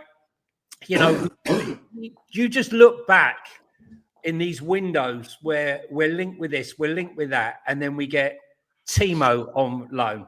We got Dan Juma on loan. We got Manor Solomon. I'm not terrible about Manor Solomon, but we were linked with this one. Yeah, well, I think he's actually a good player, low centre of gravity. But we got him on loan because he was always injured at Tottenham, wasn't he? We got him on a free, and he was, it was another deal. But was that the right player for the squad? No, obviously not. There's too many when you look back. Think about some of the players that we've signed in the January transfer window. Seriously, and you think Lucas Moura? Lucas Moura? Kulu and Bentancur, January. Yeah, Kulu and Bentancur was our best. Pedro Porro? Our best ever, probably our best ever. But you go back in time and look at some of the signings that we've made when we've been linked with others. They've been pretty poor. You know the ones I'm talking about. We've had plenty. But look, the past is the past, and hopefully we, as I've always said, my belief is that I think we'll sign £100 million player within 100 years. No, not this summer coming. Probably not the summer next year, but the summer after that. So the 26-27 season, going into that season, I think you'll see Tottenham's first £100 million player. The problem is that if inflation, that's what I was going to say. Inflation kicks on, all you're going to get for £100 million is like Solanke. Brennan I'm not going to give you Bruno Fernandes. I'm going to give you Getson Fernandes. But that's another one that gets always lauded around. Bruno Fernandes is fucking shit. He's shit though. He's a terrible player. He's an absolutely pony player. He had one good season at United, signed on a monster contract, and then put his feet up and acted like a little spoilt brat, petulant little shit, gets sent off all the time. I can't stand Bruno Fernandes. If he was I don't like him as a human. I hate him at Tottenham Hotspur. I hate him as a footballer. I hate his personality. I think he's a terrible representative of the captain of Manchester United, that incredible football club. Carlos Vinicius. He's a disgrace to be as their captain. I think he's Carlos Vinicius. Did score a hat-trick against Mourinho. Vinny Junior got Vinny Senior. Yeah. Listen, look. I'm just trying to tell you. I'm just trying to say the Tottenham way. The Tottenham way. Okay, I'm going to give you the talk for 3 weeks about this player and that player, and then I'm going to sign Marcus. What I will say is we are responsible for those rumours. We're responsible for talking about all this stuff. There's no like. Those that know don't talk, and those that talk don't know. That's the kind of reality of it. We create these things in our head because people like me will go and read Give Me Sport or TBR Football News or whatever and go, oh, Tottenham are interested in signing Grealish. All right, that'll do. And then we spin that one for a couple of months. Then it doesn't Got to have a happen. good chat People and blame walking the and club, talking with Sean, though. At the end of the day, everyone's been lured into the sense of, oh, my word, I'm going to read the Sky papers this morning and see that Tottenham are going to sign. It's just the way football media is, football YouTube is in general. Clickbait. Yeah. Listen, look, I don't listen to Shake any hands of with it. it. Shake hands with it. It's the only way you get 500 people watching. If I sat there and said, on today's episode of Devil's Advocate, there's nothing to talk about because there's no actual substance, like there's no noise out there, and we're not going to talk about rumours. We're only going to wait for the facts. No, see you later. End the stream, Dave. No interest. Spurs link with Vinicius Jr. Yeah. After racial abuse in Spain, he decides he wants to move to Spurs. That'll do. I'm actually going to start my own blog. I think I'm going to start my own blog and just create my own stories so that I can just. Another one in that interesting new Tottenham-related content blog called BugsyMalone.co.uk. Apparently, that we're interested in signing. Insert next superstar here, guys. Let's talk about some actual numbers and some names though that are out there in the zeitgeist. We haven't got to spend too long on the forwards, but just out there, Marcus Rashford's back on the thing. Yeah. On the kind of zeitgeist again. Any interest? He is a one-on-one specialist. He is a take-on guy. I like the player. Ex-Tottenham got the 40% write down or whatever it is on the numbers. A bit of a personality issue, apparently. I wouldn't even buy into that personality. I know that's going to be a conversation that divides opinion. I think the financial and kind of superstar that he now is around England is never going to see him coming to Tottenham Hotspur. But I think Manchester United has been such a poison chalice. The amount of people that have gone there recently and then left and started succeeding. Scott McTominay is a prime example over at Napoli. Jadon Sancho recently. I said Marcus Rashford. I meant to say Marcus Edwards. But we can talk about Marcus Rashford, then we'll talk about Marcus. Sorry, Edwards. transfer mine there. Let's do the Marcus Rashford thing. Yeah, like a lot of money, 400 grand a week. Is he going to come? Is anyone going to take? David Lammy is desperate for him to come because he's going to offer the Haringey kids school dinners, and that in itself should be. We've also been linked with. We were linked with Rashford last January. I think a relatively reputable journalist, because there are some who it's not all smoke. Hopefully, how long has he got left, Jack? Do you know how long he's got left on his contract? 4 years. How long? Yeah, he's not going to come cheap. Right, so here's Spurs offer. 5.5 year deal. We'll pay you a loan fee and we'll pay 100 grand a week of his wages. That was Spurs offer. The trouble is in Saudi clubs, there isn't a Saudi club that can buy him without offloading. So I'm led to believe without offloading current players, because is there an FFP? Is there FFP in Saudi Arabia as well? Is there? Well, there's a limit. There's a limit. I think to foreigners and I see. Right, okay. All sorts of things. But look, on his day, fantastic. Yeah. But I only have to watch the video of him coming out the basketball game in that white hoodie, thinking he was 50 Cent. Do you know what I mean? There was a big on the overlap. They had a good old chat about that, didn't they? Gary Neville and Keane. Oh, did they? Yeah, it was embarrassing, man. Like with the white hoodie, with the Louis Vuitton thing, with his shades on, with his entourage getting in. I think Marcus Edwards more attainable. So sorry for drifting it, but like it's interesting. No, it was my fault. I just said, he's ex-Tottenham, and then I realised that Marcus Rashford came out of my mouth, and I was just going to wait for the comments like, Marcus Rashford's never been at Tottenham. That was getting the clock ticking. I was thinking I've missed something there. No. Marcus Edwards is the guy that is actually the rumour that's more out there again today. He's coming out, starting to spin around again. He's obviously, we have that 40% write down on his valuation if we wanted it as part of the previous deal. No longer 40. It's been cut. Is it been cut because of the Porro deal? Yeah. Okay. Yeah. Would you guys like him? He's a take-on guy. Yeah, he's a take-on specialist. I like the player as well. He's got moments of brilliance, and the attitude issue with Edwards, I understand, because like it's obvious, really. We've seen it multiple times in the media, but he is a one-on-one specialist. But is he someone that is going to come into the Spurs team and really want to be there, play for Ange, and kind of ride the waves of what is Tottenham Hotspur right now? I don't know if he's the answer to our problems, but I'm willing to be proven wrong.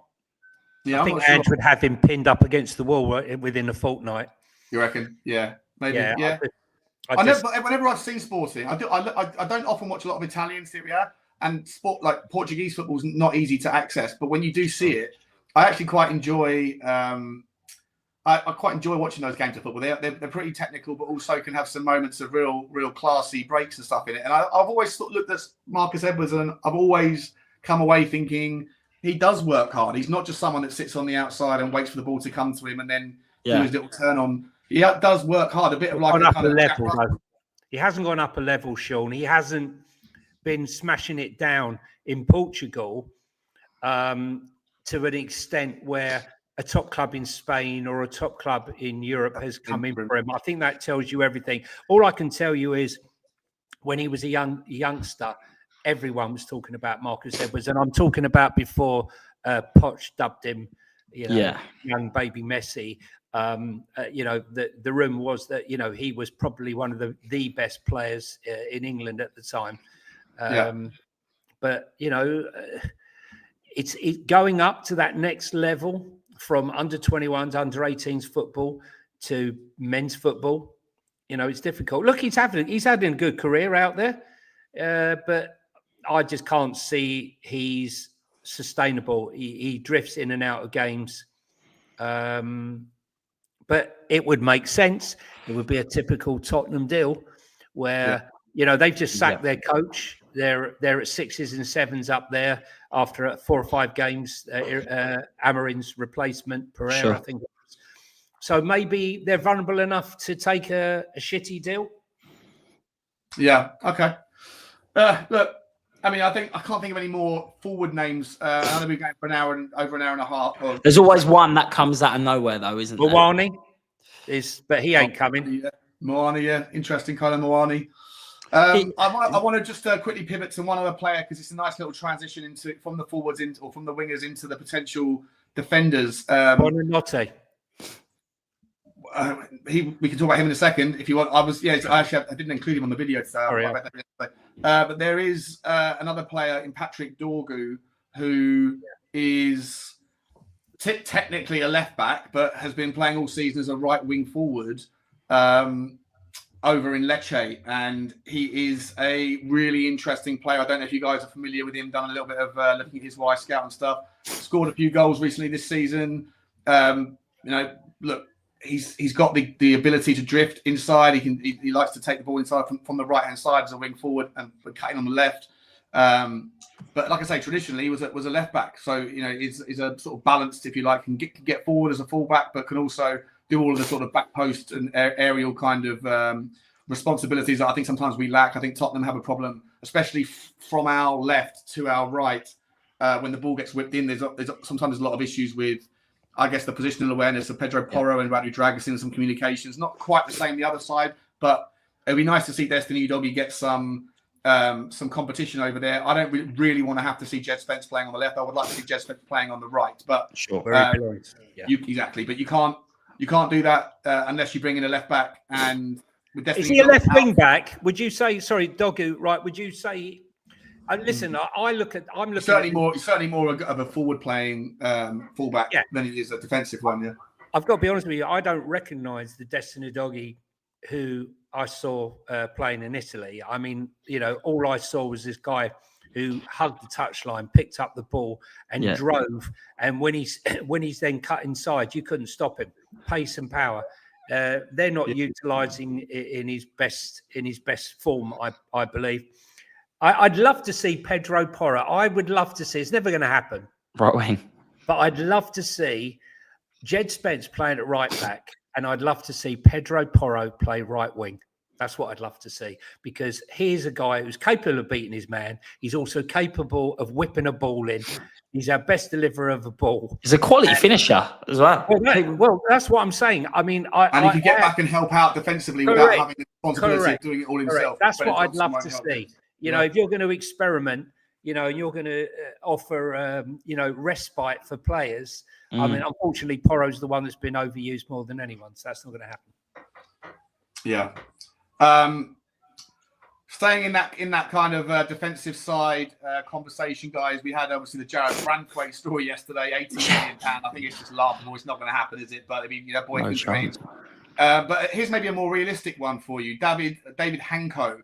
Feyenoord, 6'3" left-sided centre-back who is also a left-back if necessary, left-footed as well. Absolute beast of a centre half. Obviously, the question marks around whether people transition from the Dutch league into the top draw stuff. I've got no issues with him. Slovakian international. I think he's an absolute class act, and maybe not blessed with unbelievable pace, but does the job.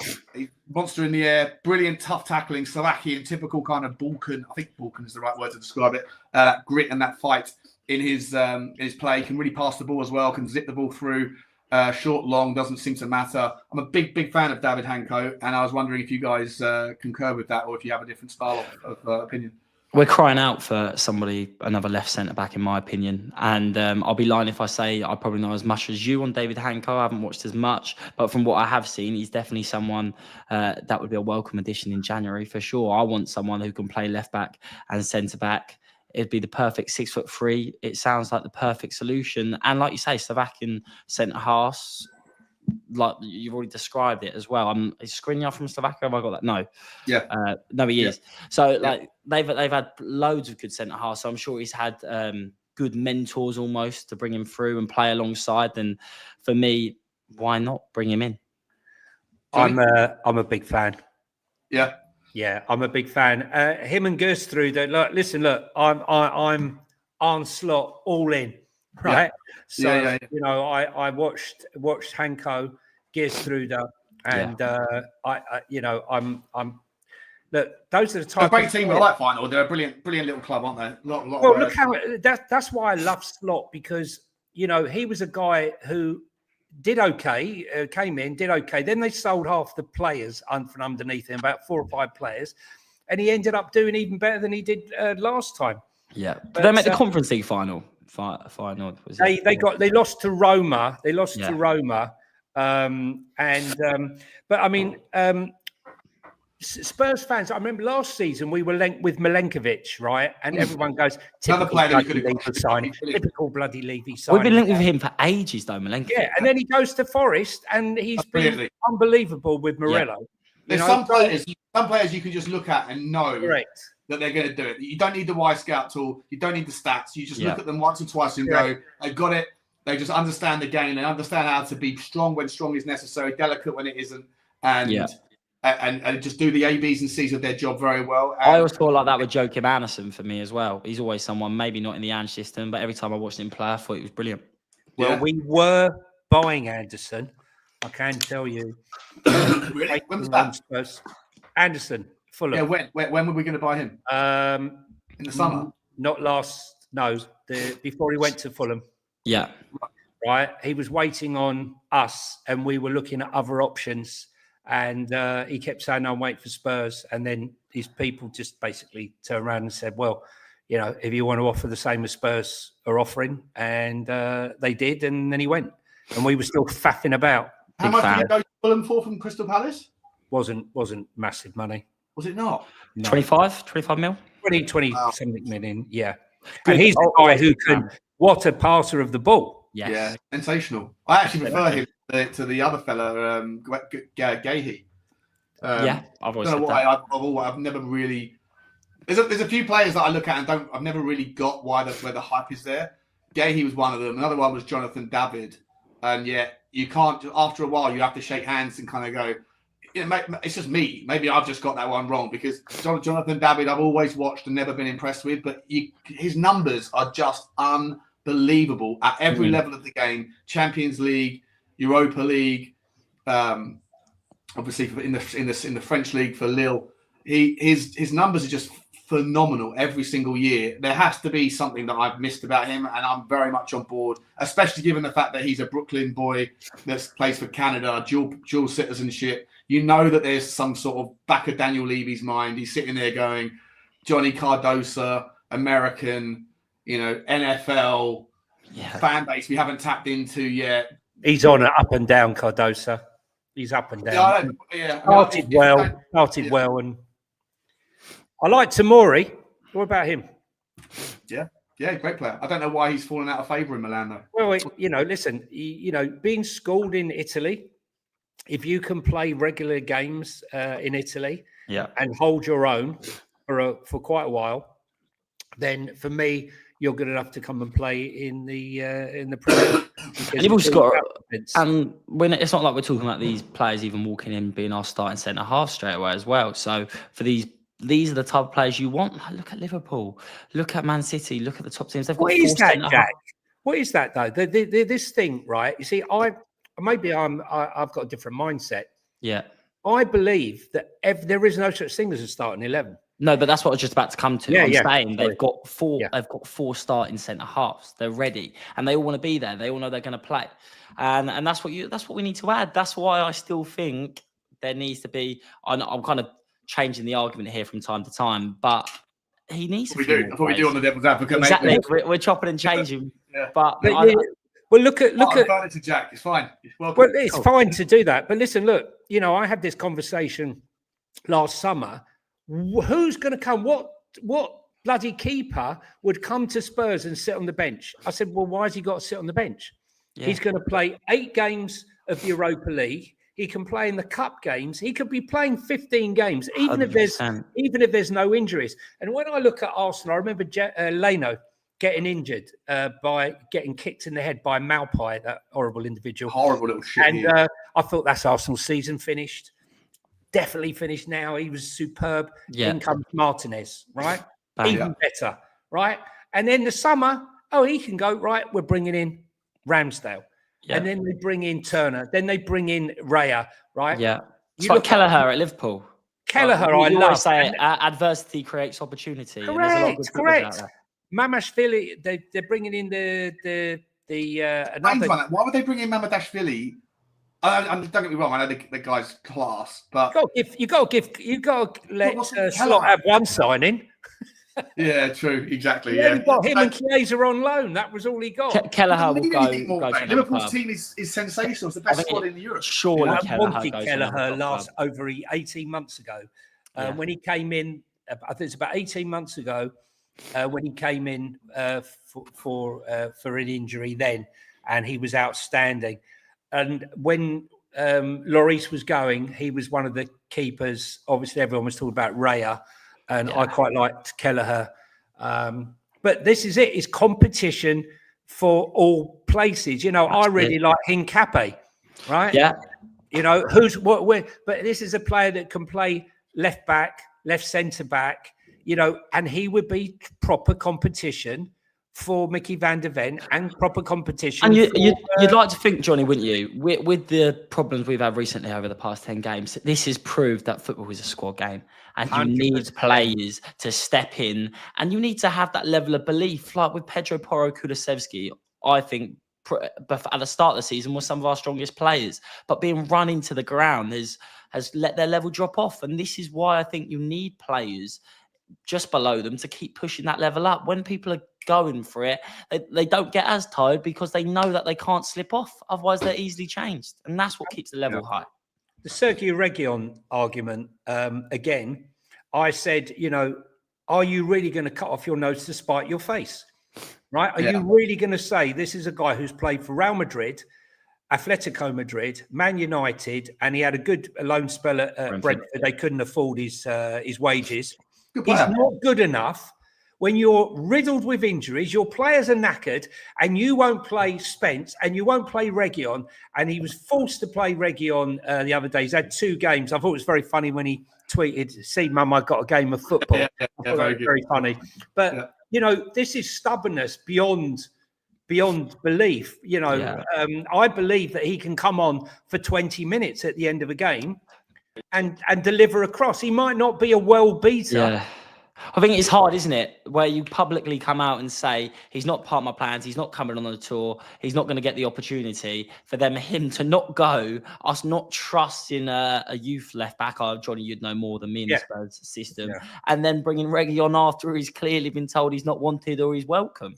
So that's the problem. But then that's also the problem where better squad planning would stop these problems from occurring. Obviously, this has been manic, but would be in a better place, I think. Guys, a couple of super chats just to quickly get through. And also, I've just realised I've been talking like this the whole time without my microphone turned on. So probably had horrendous audio from my part for today. So I apologise, everybody. Tom I'm not sure how you say that Norwegian name. Norwegian Jones? Kroner.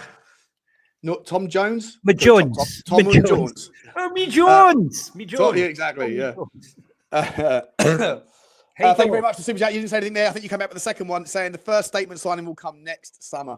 Yeah, look, I think it'll be next summer or the summer after. I do believe that there'll be a £100 million player at Tottenham in the next couple of years. Just depends on what quality you get at that particular point because of the inflation in football. Thank you very much for the Super Chat, my man. And Stu Greenhill, very generous of you, Stu. I really appreciate you. Says Skriniar, Anderson, Mitchell, Angel Gomez, and Kepa in. Kepa. Ready for Romero, Porro, and possibly even Vicario out in the summer. Without Champions League, there's going to be offers. I mean, yeah, look, Tyrick Mitchell, we didn't talk about him. He is another left back that was linked and probably, something that could happen. Yeah. I don't mind Tyrick Mitchell. I think he's a really nice balanced left back. He's probably outside of the top 2 or 3 left backs in the Premier League. If you look at the others around, Sean, he has got a long contract. I was going to say British tax as well. He's going to cost a fair bit. I'll tell you who I think we could end up bringing in. Tottenham's youth old Cole Peters. I could see coming back in a Spurs shirt. I don't want anything to do with that guy. I'm not saying it'd be perfect, but I could see it being a deal that Is getting back on that that USA story though, the idea of like filling the squad with a couple of North Americans as you then move maybe into some tours of America and try to grab that fan base slice of the pie that Daniel Levy's always looking for. The number one choice for me, if I don't know if there's any truth to this idea that his health isn't great with regard to some hole in the heart or something, but he wouldn't pass the medical, but it doesn't seem to affect his performances ever, and that's Anthony Robinson at Fulham. Oh my God. He's unbelievable. He's going too far. He's going to Liverpool, 100 million%. He's such a good player. There is no way he doesn't get snapped up. I look. Dreamland. If Anthony Robertson, that's a Christmas deal and a half. New Year's starting it off. I like Connor Bradley. He's going too far. Liverpool. He'll. Sean, I totally agree. But he's one we were talking about earlier. You see a player of his quality, and you know he's going to perform. You don't need the underlying numbers, and now he's getting both. You see the performances, you see the numbers. I think he's destined for someone like Liverpool. We were talking about him last year, were we not, Sean? Yeah. I've loved him for years. I think he's just a class above. Definitely the last year we've been talking about. Yeah, we've spoken about him loads of times, mate. I also think Kenny Tete at Fulham on the right side, I think he's brilliant. I think he's a good squad, aren't they? They've got a really nice little club down there. Lovely little place. Walking over the bridge to get to the stadium. You walk through that amazing little garden up down by the river, and it's. I saw Tottenham fans fighting amongst themselves in the churchyard outside the stadium, and the Fulham fans were like, "What's going on? Why would you? What a fight? Oh my god!" And I was like, "Yeah, I'm not sure you really know what Tottenham are like." Our fan base love a scrap. Semenya, you like a bit of Semenya or not really? Yeah, a really good player, great player, 100%. Is he? He's so strong and drives into the space so well. That's what we want. We do, but I also think we need someone a bit more technically agile. I think he's so good. I've watched him in the press box loads of times for Bournemouth this season. I think he's one of the best players, but I do feel like we need. What is his press? You keep dropping these I'm lucky enough to have worked. Yeah. So I don't want to talk about James Maddison in the City game. What's going on? It's all about you, Jack. It's all about you. I've been very lucky. So I write now for Capital Football. I've met a guy at Wimbledon, runs his own company and his press accreditation. And I sit I'm now a sports journalist, I guess, and sports reporter. I was lucky enough to interview Kulusevski after the Man City game. And this is where I'd speak about my own angle. And I'd say he's someone I personally spoke to. And you can tell that he bleeds Tottenham and he wants the best for the football club. And he believes that there's an ability to really take Tottenham to the next level. And I really saw that in him. And he also spoke about saying, but we're losing to the teams that we shouldn't be losing to. And we've beat City 4-0 today, but he was honest and he recognised that these results can happen and we need to stick by them and we need to find a way to win in these matches. Look what happened. We won 4-0 there, and this is what started to occur. Who else did I speak to? Bergval, 18 years of age. I spoke to him after we beat Southampton 5-0. Did he have to double take, Jack? Double take. To be fair, I think he probably I can see before me. That's it. He gave me a little smile. Good, a really nice guy. But you can tell he's young. He's 18. He's coming to a new country. His first language is not English. He was talking about his family and about how they've come over and watched him. But like when I spoke to Bergeau, it's a lot of pressure. Who does he to live come with out. then? Who's he staying with? Yeah. Who is he staying with? I think on An his 18-year-old girlfriend. Swedish model. Yeah. I think Yeah. he is. I think he's Oh, been Brennan with her Johnson. for a while. He's been with her for a while. So Svensson. yeah, so that's it. So I Olga think he's on his Svensson, own with it. I'm sure he's a nice looking lady. But like I said, it's a lot of pressure. He was the one to come out to speak to the media with a massive game against Manchester United in the Cup the week after. So when I'm talking about, I think we need better squad planning. We need more numbers, people that are buying into the philosophy. But what I did get from all of them is that they back Ange and they want to stick by him. I tried to speak to Madders a couple of times. He'd done too many interviews for little old Jacko, so I'll have to try and. I doesn't know to what him he's doing briefly. with, mate. He doesn't know When where did you're you going. The interview them, trajectory for Jack? you is sensational, mate. Say again, sorry. I was just saying, when did you try to interview them? Just to give you a little rundown on the process, I'm pretty sure I'm allowed to talk about this, but it's the Spurs Talk Show. We'll talk about it. So I get access to the mix zone and the press conferences. So after the match, I'll write my match report, I'll upload it, and then the players come out, the Spurs press team. I sit next to Alice Gold and Dan Kilpatrick every match, pretty much. Amazing, mate. Amazing. And then I interview them in the mix zone alongside Dan normally. And Is Alice this through Gold. the same guy? Is this through the same guy? So I do it through the same guy. So I write for Capital Football and they write for Football London and the Evening Standard. So that's your accreditation is through them. Yeah.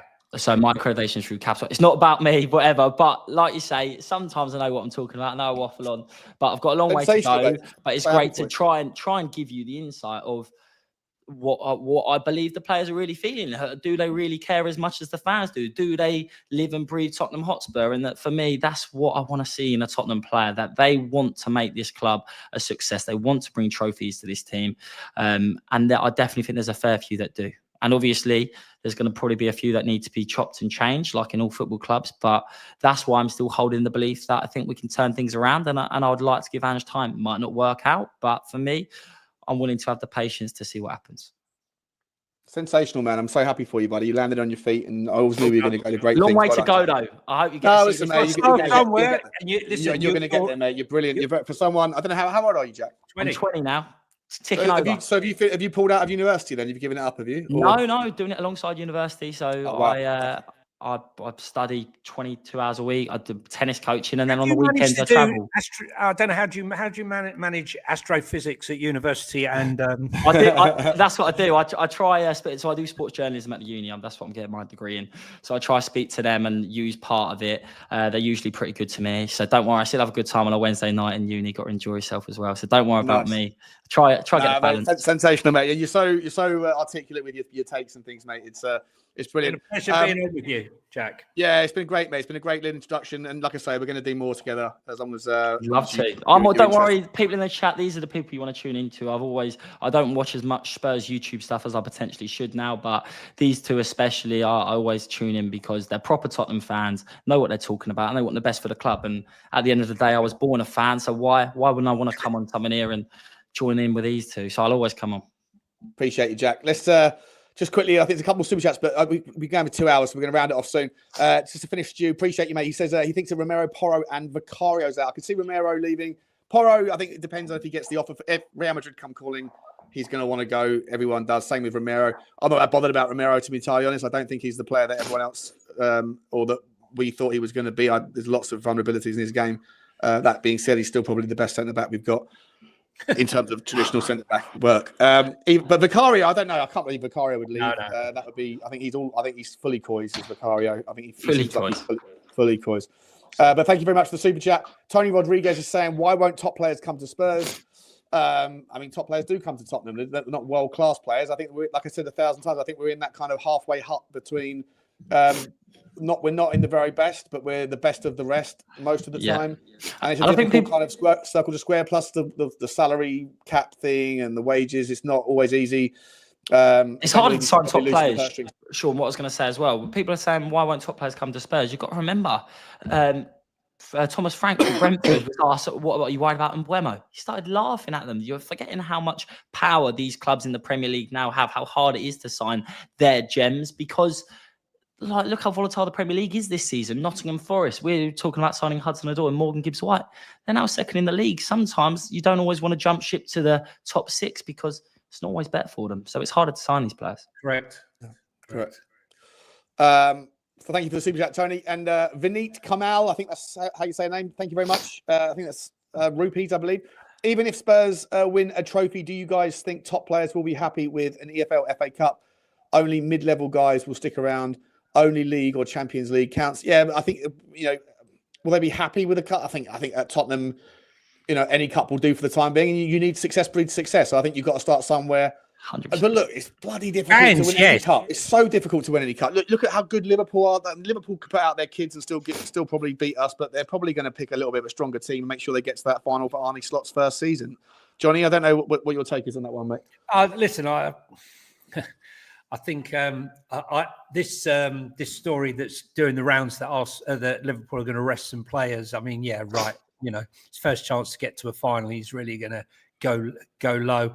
I personally think winners, and you might not think that Romero has a winning mentality. Believe me, he hates even conceding a goal, and I think that's a lot of what's going on at the moment. He doesn't like Ange's system, because Ange doesn't care if he concedes a goal, because his belief is we'll go and score 2. You don't, in my opinion, go from being Serie A Defender of the Year, twice Copa America winner, World Cup winner, lauded by so many, and then be not so good, right? He's not going for a good patch, but let's not forget, he only had 2 weeks break. He had the least amount of break through any player at the club, from the Copa America straight into playing 2 weeks rest. So yeah. He's not been the Romero we know. But if I was going into battle, I know who I'd want on my side, and it would be him. Yeah, I'd like to see him focused on Tottenham. But I think he will leave, and I think after the outburst. That was deliberate. Daniel Levy, I think Daniel Levy has already earmarked him for a sale. Because he knows he's going to get a lot of money from him. Correct. And I'll be honest, I think if he went to Real Madrid, I know, yes, there's defensive frailties, but I think if he was playing for a top club like that, you'll see him absolutely fly, in my opinion. Could be wrong, but I think he'll fly 2 foot into into your mouth. Players like Rudiger as well, the loose cannons, they always seem to find their feet at big clubs. That's like true. that. I love that. What a player he was. I love Romero, Bentancur, Porro, players that want to win every ball. I want players to have aggression. I want aggression in my players. And, that's the little issue I have with Brennan Johnson. I used to, unfortunately, call him Brenda Johnson before he started scoring, which was maybe a bit unfair. Listen, I like players who have an aggressive nature. I'm old school football, and I think you can have flair and aggression combined. Yeah, you can. Listen, I don't hate Romero. I just think that he's not. He thinks he's a bit elite. above. Vignettes, absolutely spot on. He's elite. Vinny, again, Romero is elite. Just watch the World Cup final. Absolutely, he was sensational. It was sensational. Like I say, for me, I just want I don't think it's too much to ask to want the players who get paid the wages by people like you, by people like me. All of our money that we spend goes to put in their pocket at the end of the day, more than anybody else's. And I would like them to prioritise Tottenham as much as they do other things. And I think to a lot of the South Americans, there is a prioritised, a misprioritisation of what's the top of the pecking order. I get it. Listen, I don't hate people for being proud of playing for their country. Lascelles, prime example, isn't he? There's loads of them. Richalison. For me, I just think that there is a Richie's back. It annoys me a little bit that Tottenham always play second fiddle to South American players' mindsets. I get it though. Why would they don't care about Tottenham as much as I do, but they are paying your bills, right? So don't forget that, guys. Boys, I want to say massive thank you. 2 hours and 3 minutes. It flies by on the Devil's Advocate. Johnny, sensational as always, mate. Love your takes. I love your ability to defend your argument as well. And Jack, debut on the not on the channel for sure, but certainly on Devil's Advocate. Sorry again for what happened a couple of weeks ago. Obviously, shenanigans. Don't be silly. But yes, mate, I'd love to get you on. Whenever Dave's not around, or if Johnny has to move out, we can bring you in as the sort of the kind of intimate step in. But also, we're going to figure out a way to get you on the channel more regularly, mate. Guys, anything you need to plug? Johnny, I'll start with you. Your Instagram, Twitter. No, I just would like to say Happy New Year. May you have health, happiness, and a pleasurable 2025 watching Spurs. 2024 was pretty appalling, 16 losses in the league. You know, it's something we should all forget. And I hope that we all are, come the summer or this time next year, we're all looking back and saying, wow, what a year it's been. Thank you for putting up with me. Thank you for supporting me. And I appreciate it all. And Sean and Jack, Happy New Year to you guys. And come on, you Spurs. Oh, and you can follow me here. There you go. Get with Johnny on Instagram. What is it? Let's Talk Tottenham 1882. Yeah, I just to say, it's quite funny. Is I put on? I didn't know. I was questioning whether or not to put on the Keystone Cops video of Kulu's cross when Solanke and Bentancur collided going for the same ball. The last time I looked before it went on, I only put it on late last night. I had over 1 point something million views already. Wow, unbelievable! So comedy rules. It does.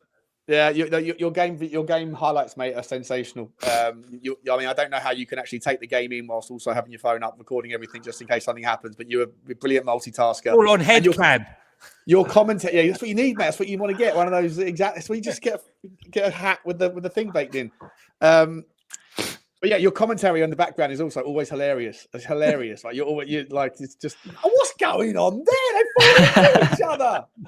Yeah, unbelievable.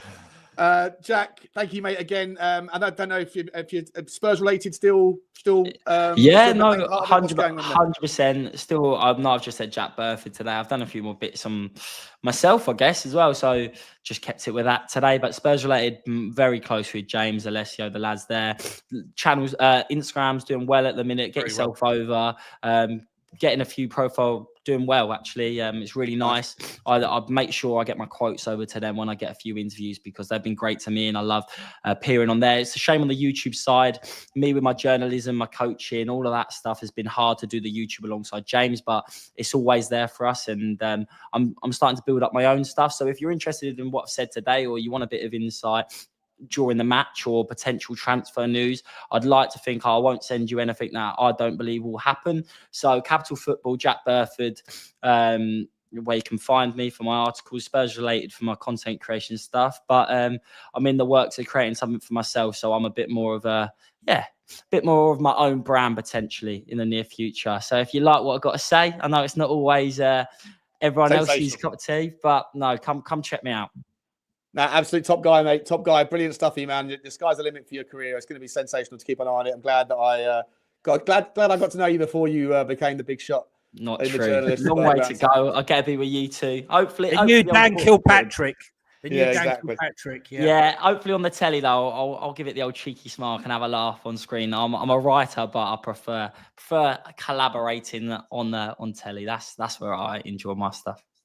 Can't wait to see you smash it, mate. Guys, thanks everyone. It's a massive Happy New Year to everybody in the comment section.